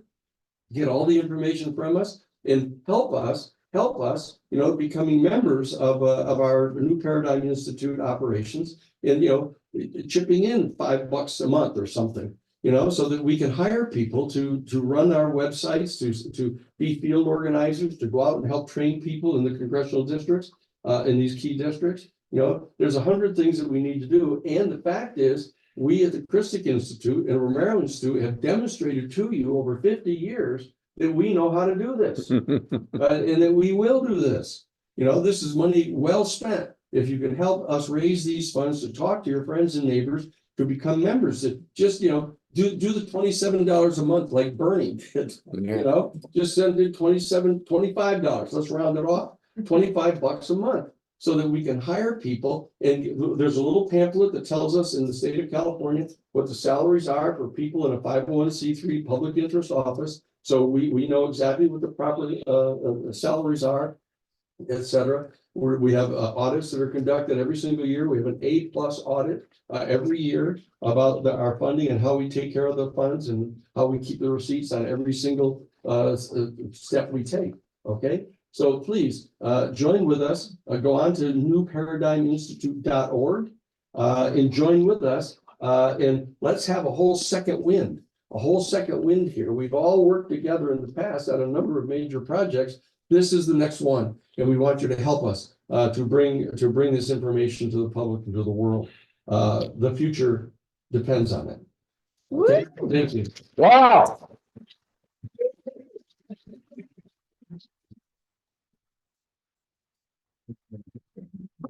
Thank you so much, Dan. Microphone, please use the microphone. I wanted to make a pitch for those of you who want to become what's known as a major donor. And for just about $80 a month, you can become part of the Earth Circle. And I'm on a somewhat higher level, but you can get more inside information and conversations. And some of you might be at a higher level. And this needs support financially to make a difference. So yes, we absolutely want our volunteers at $5 a month. And we do want people who can contribute more, okay?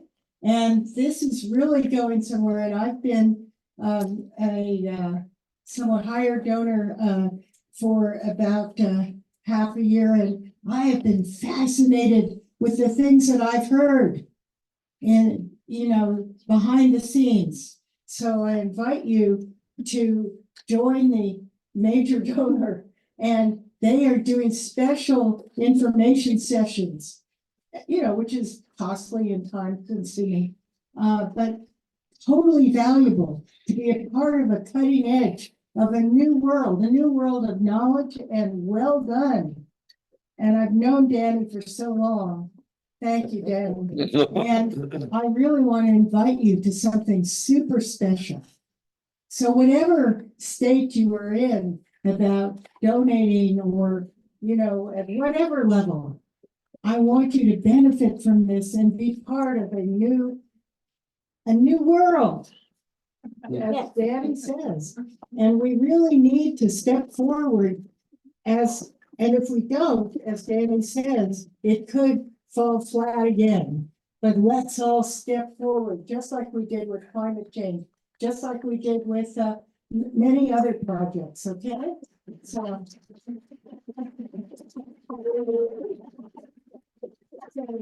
for someone considering the major donor option, starting as low as $80 a month and moving on up, I'm going to leave those papers over there, okay? And you know, can help you talk to Danny and Sarah, if you want to get more details and get to be part of the cutting edge and make a big difference in our world. So thank you. Thank you. Thank you, Lauren.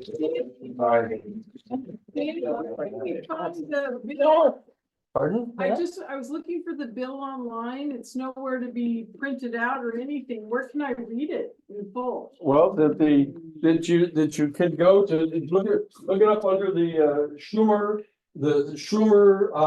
Rounds bill. It's actual Senate Bill 2226. And it was the Senate bill itself. So I say, this didn't get passed. What got passed was the 24-page version of it that was passed as part of the National Defense Authorization Act. It's actually section 1841 of the National Defense Authorization Act of 2024. Okay, so it's and this is how you find it. But the key is, in my judgment, is to look at the Senate bill, because that's where it's going. That's the model that we want. And even though only 24 of the 64 pages got passed, this is where we're going. That's the one you want to find. Senate Bill 2226. Okay? Okay, great, thank you. Jenny, while you're up there, one of the things that we shared when I met with you earlier that I found very inspiring that I think people would like to hear about is how the current Pope is relating to all of this. Would you be willing to share a little bit about that? Well, sure. Let me tell you that what's happened here is the Catholic Church, in light of, as they say, in light of the discovery of more and more of these new exoplanets that are the result of the launching into space of these new space-borne platforms. This started out with the Hubble that everybody heard so much about, but then they put up the Max Planck that launched a satellite observation, and they now have the James Webb telescope. And what they've been doing is they're now what they call planet hunters, that they're actually finding the new exoplanets that are around, and they've discovered now over 6,000 of these planets, that many of which they have found in what they call the Goldilocks zone. Which means that from the Goldilocks fable, that it's not too cold and it's not too hot like the porridge. It's in that Goldilocks zone that isn't too close to their sun or too far away from it, so they can have liquid water on the planets. And what happened is that they convened a gathering of the scientists at Castel Gandolfo, just outside of Rome, where the Pontifical Observatory is. And they issued a public statement. It was published by Father Jose Gabriel Funes, who was the head of the Pontifical Observatory. And what they said is that in light of the discovery of more and more of these new exoplanets, it has now become clear, much more previous to when it had been previously anticipated. It said that now that we're going to discover life elsewhere in the universe. And therefore, the time has arrived for the commencement of a very serious discussion among our people of the profound philosophical and theological questions that are posed to our human family by the discovery of life elsewhere in the universe. What I did, as based on my previous 10 years as general counsel at the Jesuit National Headquarters in their social ministry office, I reached out to Father Funes, who is a Jesuit priest, and went to see him. And he told me, right within the first 2 minutes of our face-to-face conversation, he said, look, Danny, he said, we're not talking here about the discovery of only some single cell life form under some frozen sea on some distant moon surrounding some distant planet in a far-off galaxy. We're talking about another highly intelligent, highly technologically developed, but distinctly non-human species right here in our Milky Way galaxy. He said, that's what we're talking about here. And so that the Catholic Church, now under Francis, the first Jesuit Pope in history, they are moving now to undertake major scientific investigations. They're reviewing all of the information that's in the Vatican archives about this. They have not yet taken the position they're going to be made public, but one of the things that we're going to be doing at the New Paradigm Institute is meeting with the people at the Vatican. We're going to be meeting with the heads of all of the major religious denominations on the planet to try to convene them in a disclosure of their own. To start revealing to the world the information that they have, also in some of their most secret scriptures about the existence of this extraterrestrial civilization. Okay, now people who have studied the Vedic writings and stuff know that there's information there about these, and that there are writings in the Hindu faith and in the Buddhist faith about contact with other worldly beings. Okay, and so that this is something we're going to be demanding disclosure not only from our government people, but also from the major religious institutions to try to reveal the capacities that our human family really has, that they've kept secret. I mean, people know that what are referred to as siddha in the Hindu faith, of the ability to engage in telepathic communication, the ability to levitate, the ability to, in fact, have precognition, the ability to actually transmute matter from one form into another. These are capacities that people refer to it as spoon bending, just to make fun of it. But the reality is that people, probably people right here. I know that Sarah has experienced it. That actually you can take full hard metal spoons and you can go through a particular process of drawing down golden light through your body and down into the center of the earth and back up through your body into your arms, and can turn the solid metal spoons into like chewed gum, so that you can have a direct impact on the material world by your state of consciousness. Now, these are capacities that our human family has, making us more like the kind of remarkable things we see some of the UFO people doing, like walking through walls and materializing and dematerializing. These are things that have been kept secret by the major religious institutions in deep sacred writings, which are now becoming available. And so this is another major portion of the New Paradigm Institute to try to bring forward this information about the actual capacities of our human family, so that we don't have to stand in such complete awe in the face of this extraterrestrial civilization, just because they may be a few billion years in advance of us. So that's Thank you, Danny. Information that we have. Okay. Danny, I just, Yes, I'm sorry I interrupted you earlier, but when I was talking with John, he was telling me that in a few of the cases, the experiencers had actually physical objects in their bodies that they remembered having been implanted, and Yes, sir. John actually connected them with medical people and actually held implants that were not terrestrially originated in his hands. That's right.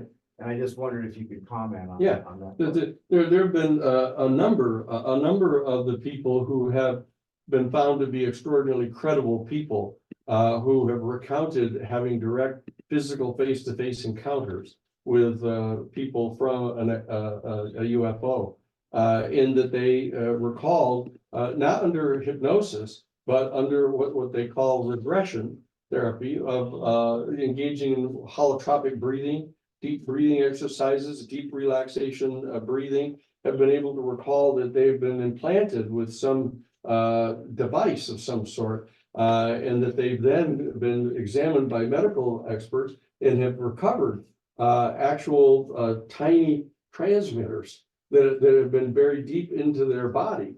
And these devices have been examined, and I was actually present during one of them being removed, and then they put it in a little tiny capsule, and they bring it to the laboratories to examine them, and that they've discovered all kinds of extraordinary things about these little implants, the kind of features that they had, the capacities that they had, and have been totally unable to explain how those things got in the people's bodies. That's true, and John Mack was involved in that. I'm trying to remember the doctor that there's. That's right, Roger Lear. Dr. Roger Lear. Roger Lear was the one that was doing the little operation on the person where I went one time when they did it. Okay, so these are real things. Yes. Yeah, what do the aliens look like when they retrieve them from the crash sites? Do they all look the same, or were they from different species, different alien races? There's one of the courses that we're going to be teaching at the New Paradigm Institute for university credit is going to be directly on that issue of what are the different species that have actually been recognized by people. And that I've done the initial orientation lecture for that course, and we're talking about 5 of the most predominant ones. That they're the little folks that are like about 3.5 feet tall with the big round heads and the big dark eyes that are kind of tear-shaped eyes, a little pinhole nose, etc. These are the kind, if you ask any 5th grader in the country, you draw an ET, and it'll draw it for you, and that's the one that's most commonly known. Then there are what they call the tall whites, the tall grays, and they're like 5 feet tall, and these are they're like of the size of a regular person, but they look just like the little guys, those are the what they call tall grays. Then there are the reptilian ones that actually, but it's important for us all to remember that all of us went through a reptilian stage of development in the womb. Right. That were the gills and the whole 9 yards, and actually the embryos, the human embryo during its gestation period, track the kind of stages we went through in our biological evolution here on our planet. And so it's apparent that on one of the planets that they sort of stopped at that point of being reptilian, but they're fully sentient, fully intelligent, extremely benign. They get pretty bad press because people kind of relate reptilians to these kind of cold-blooded snake kind of people. But the fact is, Barbara Lamb, who's a very dear friend of ours, Barbara Lamb has been one of the preeminent psychologists who's actually interviewed people who've been kind of traumatized by their initial encounter with these beings, because you have this kind of cellular response when you encounter one of these beings that are so completely alien. The genetic kind of predisposition we have toward being cellularly terrified of something that we don't recognize. That she'd been counseling the people, and she for many years has been saying, after all the hundreds of people that I've interviewed who've had these encounters, I really wish I could get to see one of these beings. So I'd really, before I pass, she's 90 years old now, she's got a lot of time left. But she'd like to get to see one of them. She told us the story. She came into her house out of her garden one sunny spring day, and there's one of them standing right in her living room, standing right there looking at her, and was giving off all kinds of these really positive and friendly vibes. And telepathically communicated her, saying, "See, you wanted to get to see one of us. Here we are. You're totally friendly." And she was kind of a little bit afraid because they had these eyes, with the kind of horizontal pupil in them, or vertical pupil. But she said it was so kind and benign that then it just turned around and just walked right through the wall and left the house. But so those are the reptilians. And then there's a group of them, a 4th species that they call the mantis people. And these are big, tall, like 7 feet tall, very, very skinny, very thin, kind of bent over top like that. These are the ones that appear to be in charge. Whenever they're seen together with any of the other species, the reptilians or the tall or short grays, they seem to be the ones giving directions to whatever they're doing together. And these are what they call the mantis people, because they look a little bit like a praying mantis. They're so skinny. And then there's the one that's subject to some more controversy, but it's the so-called Palladians. The people from the Pleiades, and they purported, this is Billy Myers and lots of other people have asserted that these look just almost exactly like Homo sapiens, except that they're tall, and what's so suspicious about it is they're tall, blonde-haired, blue-eyed, kind of very Aryan people, except that their earlobes are a little bigger than others, but this is one that is reported fairly consistently. And those are what they call the Palladians. Okay, so these are the 5 that are the most dominant, but most of the ones that have been recovered and have been actually interviewed, apparently. I interviewed a guy by the name of what was his name? Albert Stein. His name was. He was a longtime employee, a clerk typist from the United States Army that was in Project Blue Book. that he actually got to go with his commander to S4 out in Nevada. And actually was present when his commander went into a room with one of the ETs. A big 5 foot tall ET, and was telepathically communicating with his commanding officer. And he said that he was afraid of them. Not that it had done anything, but he was afraid of them. But this was the big 5 foot tall one that looked very benign and very friendly and seemed to be cooperative in sharing information with them. In fact, Albert read a series of these cards. They had these 3x5 cards where they had notes taken on them of telepathic interviews that have been done with this particular extraterrestrial biological entity. They call them EB for short. But they talked about this, and he communicated to them some things about where they came from and things like that. So there's a lot of information, and that pursuant to the orders that are presently in place by the 24-page statute that was passed on December 22nd of 2023, the security departments and everybody are under orders to produce this information, which would clearly include all of those notes from those interviews. And so there's going to get a lot of content of that information right away. And that's more than 25 years old. That stuff. So that stuff should be released right away. Okay? Danny, which species is the bad drivers? The bad drivers? The ones who crash. Well, it's interesting that this started early, that back in June of 1945, which will be subject to the post January 1 of 1945 disclosure, that Colonel Philip Corso talks about the fact that before he was a colonel, he was a major, I think, in 1945 in June. That he was a range officer at Yucca Flats at White Sands, the White Sands Proving Ground, where they were testing the Trinity site. They were testing the initial atomic bomb that they exploded there. And he said that he actually encountered a UFO that had landed, had been forced to land because apparently it got engaged by the massive radar systems that had been put up all around Yucca Flats to secure the area, and it interfered somehow with their navigation system. They were on the ground. He was taking a lunch break and had gone off the range up into the hills and walked right up to one of these UFOs that had come down in the hills. And he saw the being get out of the craft, and the being communicated with him telepathically, pleading with him to please have them turn that stuff off so they could leave. Get away, and he actually exercised his authority as a range officer to go back and have them turn it off for 5 minutes, and he saw them just flash away and leave like that. So that they've That didn't make it into Oppenheimer. Pardon? That didn't make it into the No, movie Oppenheimer. And it's because of the reason that I credit that particular account is because he left that information to his grandchildren.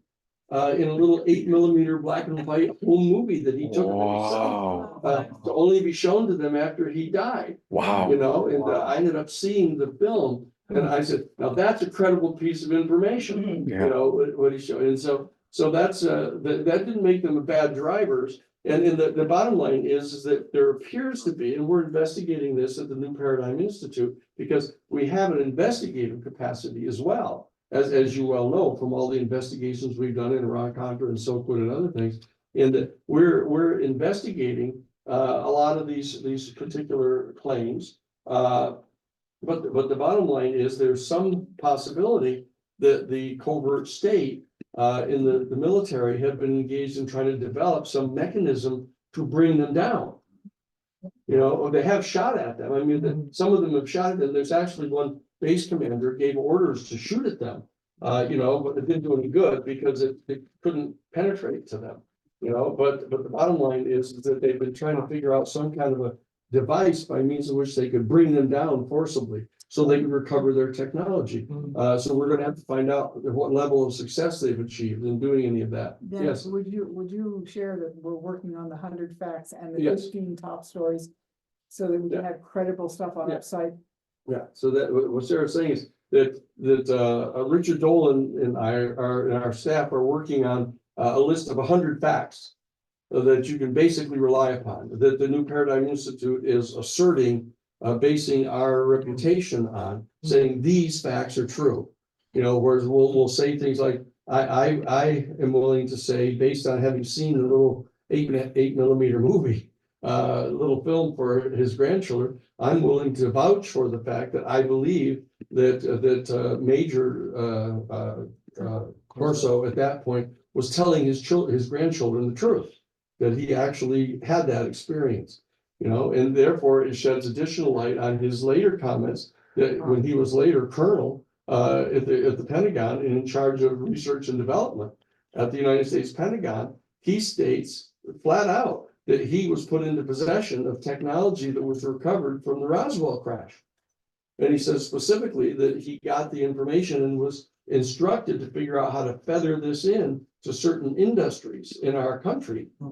And one of the things he got was the silicon chips that actually became the base of the computer technology that were done. He also got fiber optics from the craft, and also night vision equipment that they made completely military, you know, and Velcro, they had the Velcro stuff. Now, one of the things he didn't talk about when he went public with that information was the fact that they apparently found a helmet in the craft at Roswell that the pilot used to navigate the craft. They actually had a helmet and they navigated the craft telepathically.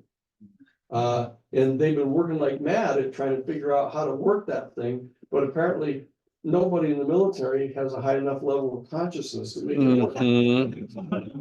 But I'm not sure they found many other than Pat Price. There's a few people that they have found in the remote viewing program at Stanford Research Institute, for example, that they've used the helmet with.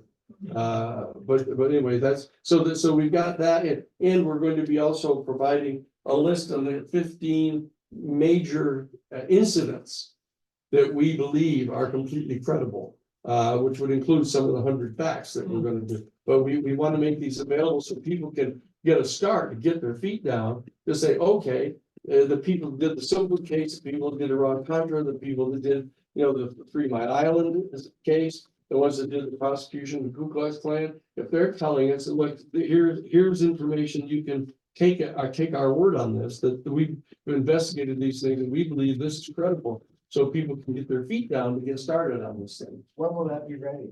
So, well, we're working on it right now. That Richard Dolan is working on it. He's going to actually publish it as a book, but we're going to probably release it ahead of time. Okay. Yes. I really applaud the energy, effort, and time you've put into this and your colleagues. I think it's just incredible what force you're producing. My confusion is when you go down philosophically or strategically down towards developing the notion of UFOs as the focus, people then start just putting it aside or saying this is crazy stuff. Mhm. When you go down the road of, you know, this is a military effort that will help in preventing wars and nuclear catastrophes, then that focus seems to be more important to me. Well, I hear what you're saying. The challenge is that the people in the military, I'll tell you the story that captures the spirit of this thing, and that is that Jacques Vallée tells the story that they were discussing during the Clinton administration the possibility of revealing information about the UFO stuff, and he couldn't quite understand why the pushback was coming so hard from the military. And he was in a set of conversations with the presidential science advisor of the Clinton administration. He said, you explained to me, what do you think is the behind this, the idea behind this, is their consciousness? And he said, here, come outdoors and let's talk about this before we can talk about it. So they go outdoors and they're walking along and Blake tells the story where the science advisor from the Clinton administration says, look, to understand this, let me tell you the story about this little old man who was coming home late one evening, and he's walking along through this field, and he sees a little light shining in the grass.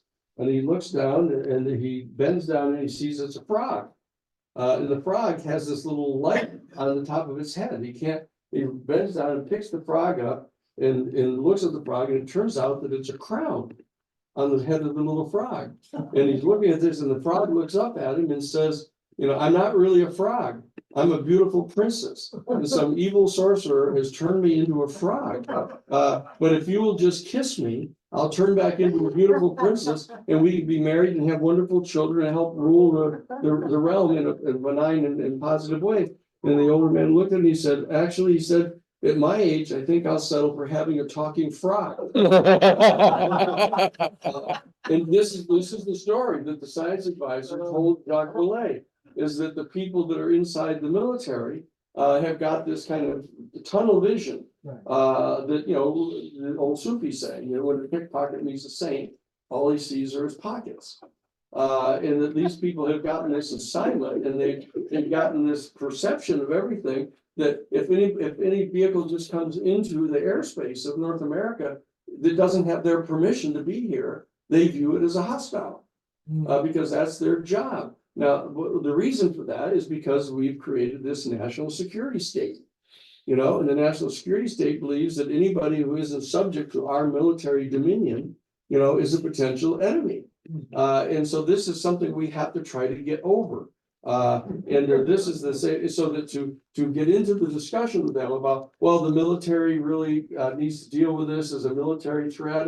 How, if you get too far down into that, you aren't going to be able to undo that.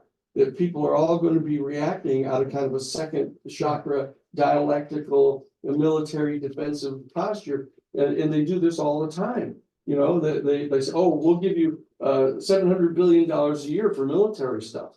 You know, but we won't give you anything for poor kids that, you know, have been abandoned on the street and need food, you know, but you don't want to cater to that. What we're trying to do is have a new paradigm, a new upward, positive, forward approach to the whole thing. Is that here are the possibilities, here are the positive things that we can organize around as citizens. We don't have to scare you. We don't have to placate the national security state, you know, before we can get this done as citizens. I mean, the fact is, you know, the fact that we have 800 US military bases all around the world, you know, and that our military budget is bigger than the next 10 countries in the entire world combined, including Russia and China and India and Pakistan and, you know, Japan. All of them, all taken together, are less than our military budget every year. And they've gotten our people convinced that somehow we're the good guys. And that we're trying to protect liberty around the world. And so what I'm saying is that we have to be careful of going down that military line because it's kind of more instantaneously appealing. And people will react to it in a kind of a Pavlovian way. But we're trying to find the people inside the military and inside the intelligence communities who themselves, even though they've spent their life in that world, have risen above that. And I've come to understand that we've got to have a more elevated approach to this whole thing. So strategically, what you're doing is saying, if we do something that's uplifting and understanding about the human relations with the extraterrestrials, then we got a kind of a back door into dealing with our own military avarice and greed.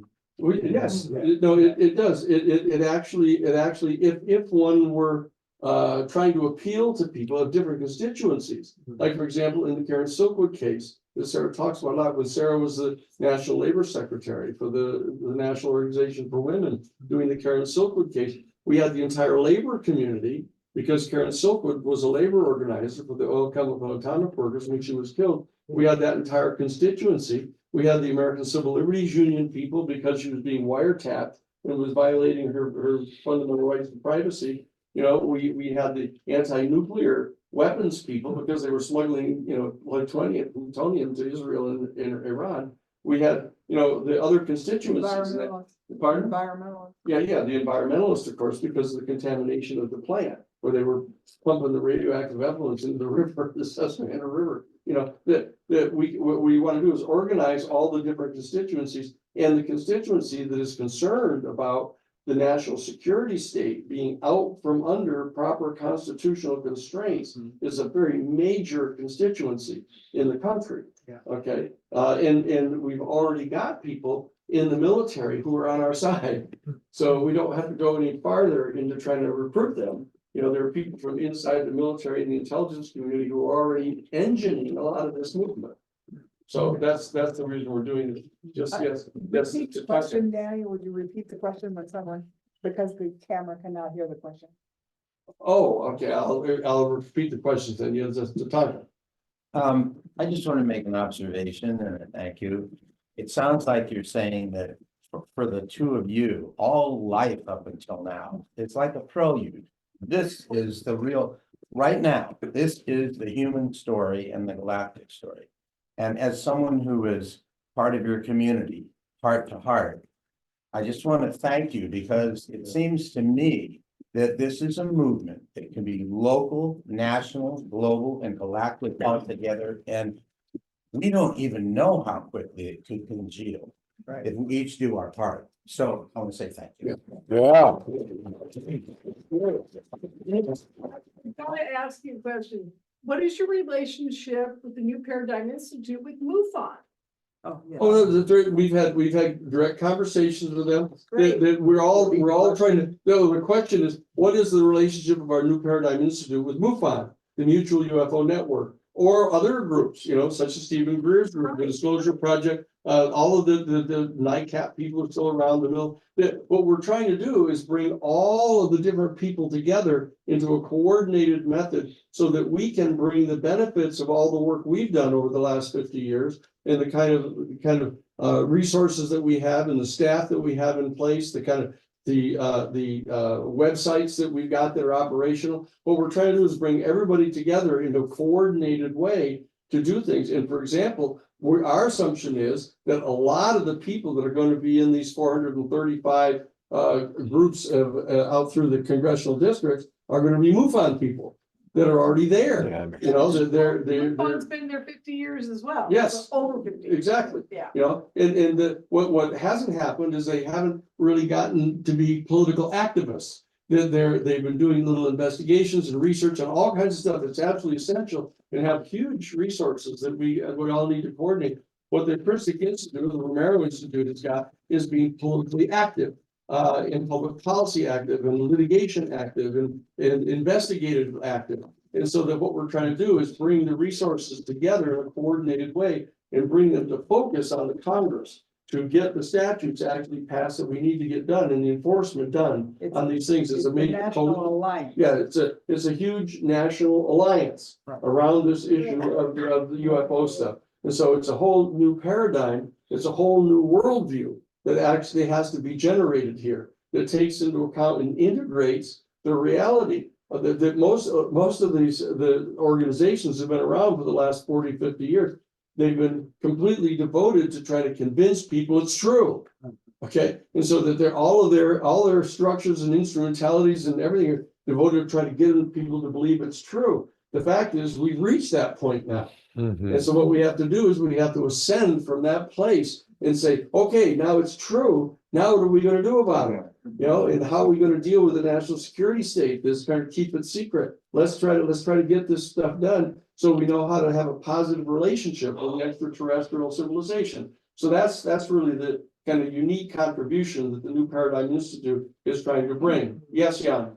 I'm just really feeling Jim Shannon's presence right Pardon? now. Jim Shannon, Lieutenant Colonel Jim Shannon, who did the 1st Earth Battalion myth back in the 80s and inducted the whole West Point graduating class into the 1st Earth Battalion. And I've been really feeling the 1st Earth Battalion energy the last few months. And what you're speaking to is all the people inside the military, just like inside the police or the fire department or any place, who are there for the right reasons and who need support from all of us, and I'm just blown away that you could get something like that through the US Senate, and with both sides, and it's like literally nothing like that's happened in the history of the country that I'm aware of, and I really hear what you're saying. This is a moment that's really different. Just a quick reflection, my friend Michael Lindeman, interviewed 40 people who were working in the underground cities under the Antelope Valley. And he took a sketch artist with him. They interviewed all these guys. They were all top secret clearance doing plumbing and painting and stuff, dropping in elevators for like 20 minutes at high speed and stuff. And they came up with 14 different beings that like one person would say these three, and but they put it together and I just wondered, I'm sure he would provide that. Yeah, I gotta get Michael, we gotta drag him up out of semi-retirement. Yeah. He's out in Colorado Yeah, Springs. I mean, We and lost- so we- articulate, so articulate too. Yeah, I know, we gotta get Lindemann back Okay, in action. all right. here. I agree, yeah, have Mikey call me, because I've gotta get to him. I'll I call got him. an old phone number, but I guess it's in Roman numerals. Oh, please, yes, please do. Yeah, okay, yes, sir. I would like to state the obvious, that doesn't seem to be obvious to people. The aliens have been coming, since ancient civilizations. If they wanted to attack us or wipe us out, they would have done it a long time ago. They have the technology to turn off stuff. So to think that there's a natural threat is totally illogical, as Spock would say. You know, I mean, it does not make any sense. They would have already done it already. Yeah. I mean, they had the capacity that they're not interested in attacking us or interested in keeping us probably from blowing ourselves up. Yeah.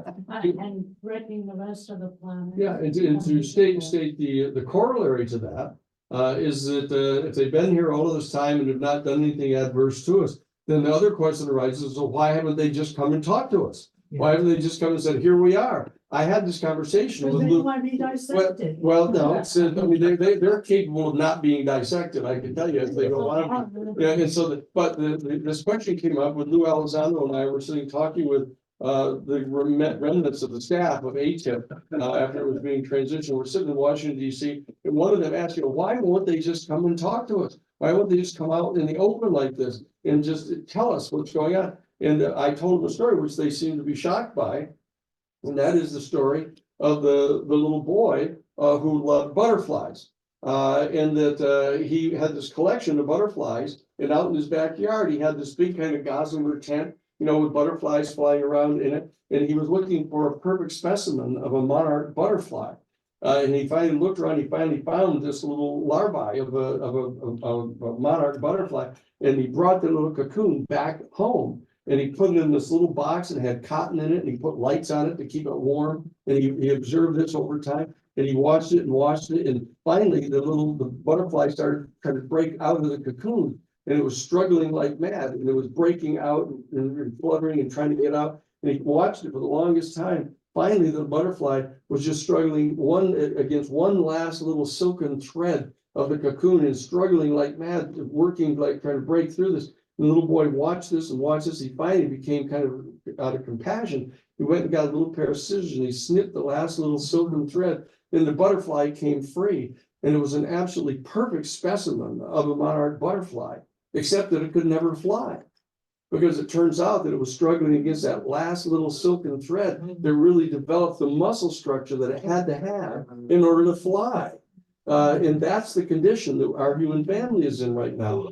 We've woven ourselves into these silken threads of nationalism and militarism and nation statism and commercialism and everything else. And we've got to break this last set of silken threads around ourselves in order to be able to sustain our citizenship within the galaxy. We can't go out into the galaxy with nuclear weapons and racist, and misogynist attitudes. So we've got to try to overcome these things ourselves. That's why this is such a positive program. This is providing us the opportunity to rise above all of these silken threads that we still remain bound under. Okay, and that's the answer to the other side of the question. Why haven't they just come forward and say, here, let us tell you how to do everything? Because if we fall into that, say, oh, they know everything here, we're just gonna do whatever they tell us. What happens to our personal dignity? What happens to our own personal rights? What happens to the preservation of certain values that we may be able to contribute to the galactic civilization? You know, that's what's at issue here, okay? So look, please join with us and help support us and get on board, become, part of the Citizens for Disclosure. And tell all your friends and neighbors about it. Organize, little gatherings like this into your house, have some little salons, and get on to newparadigminstitute.org and come and see us. And give 5 or 80 or $8,500.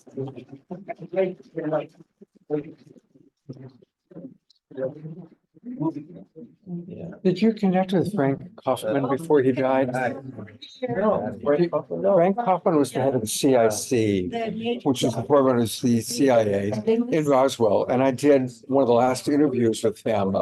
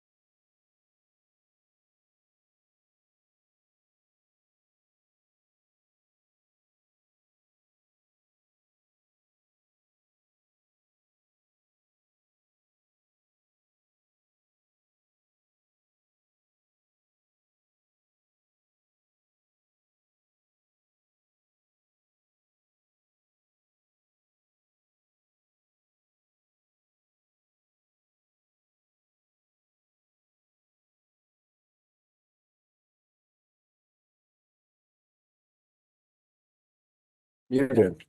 I hope you've enjoyed our program tonight. Thank you for hanging in there with our technical issues. But it looks like everybody had a good time. Hope to see you on Wednesday night when we are celebrating that every day is Earth Day. And we've got a special video presentation from Jane Fonda, who I worked with for 11 years. And some really great guests lined up. So hope to see you on Wednesday night. And I'll take a look at your chat. But let me know, did you guys have a good time? Is this valuable? You're all still here, so I'm hoping so. And I see Ian and hey, there's John Martin, my buddy John, and Ian and Doug and Diane. I'm getting a chance to look at all of you because there's Lynn and Leaf. I so enjoyed watching Lynn dancing the other night. It was good to see her up dancing. Kiki and Roger and Bonnie, Waterfall, all the whole crew's there.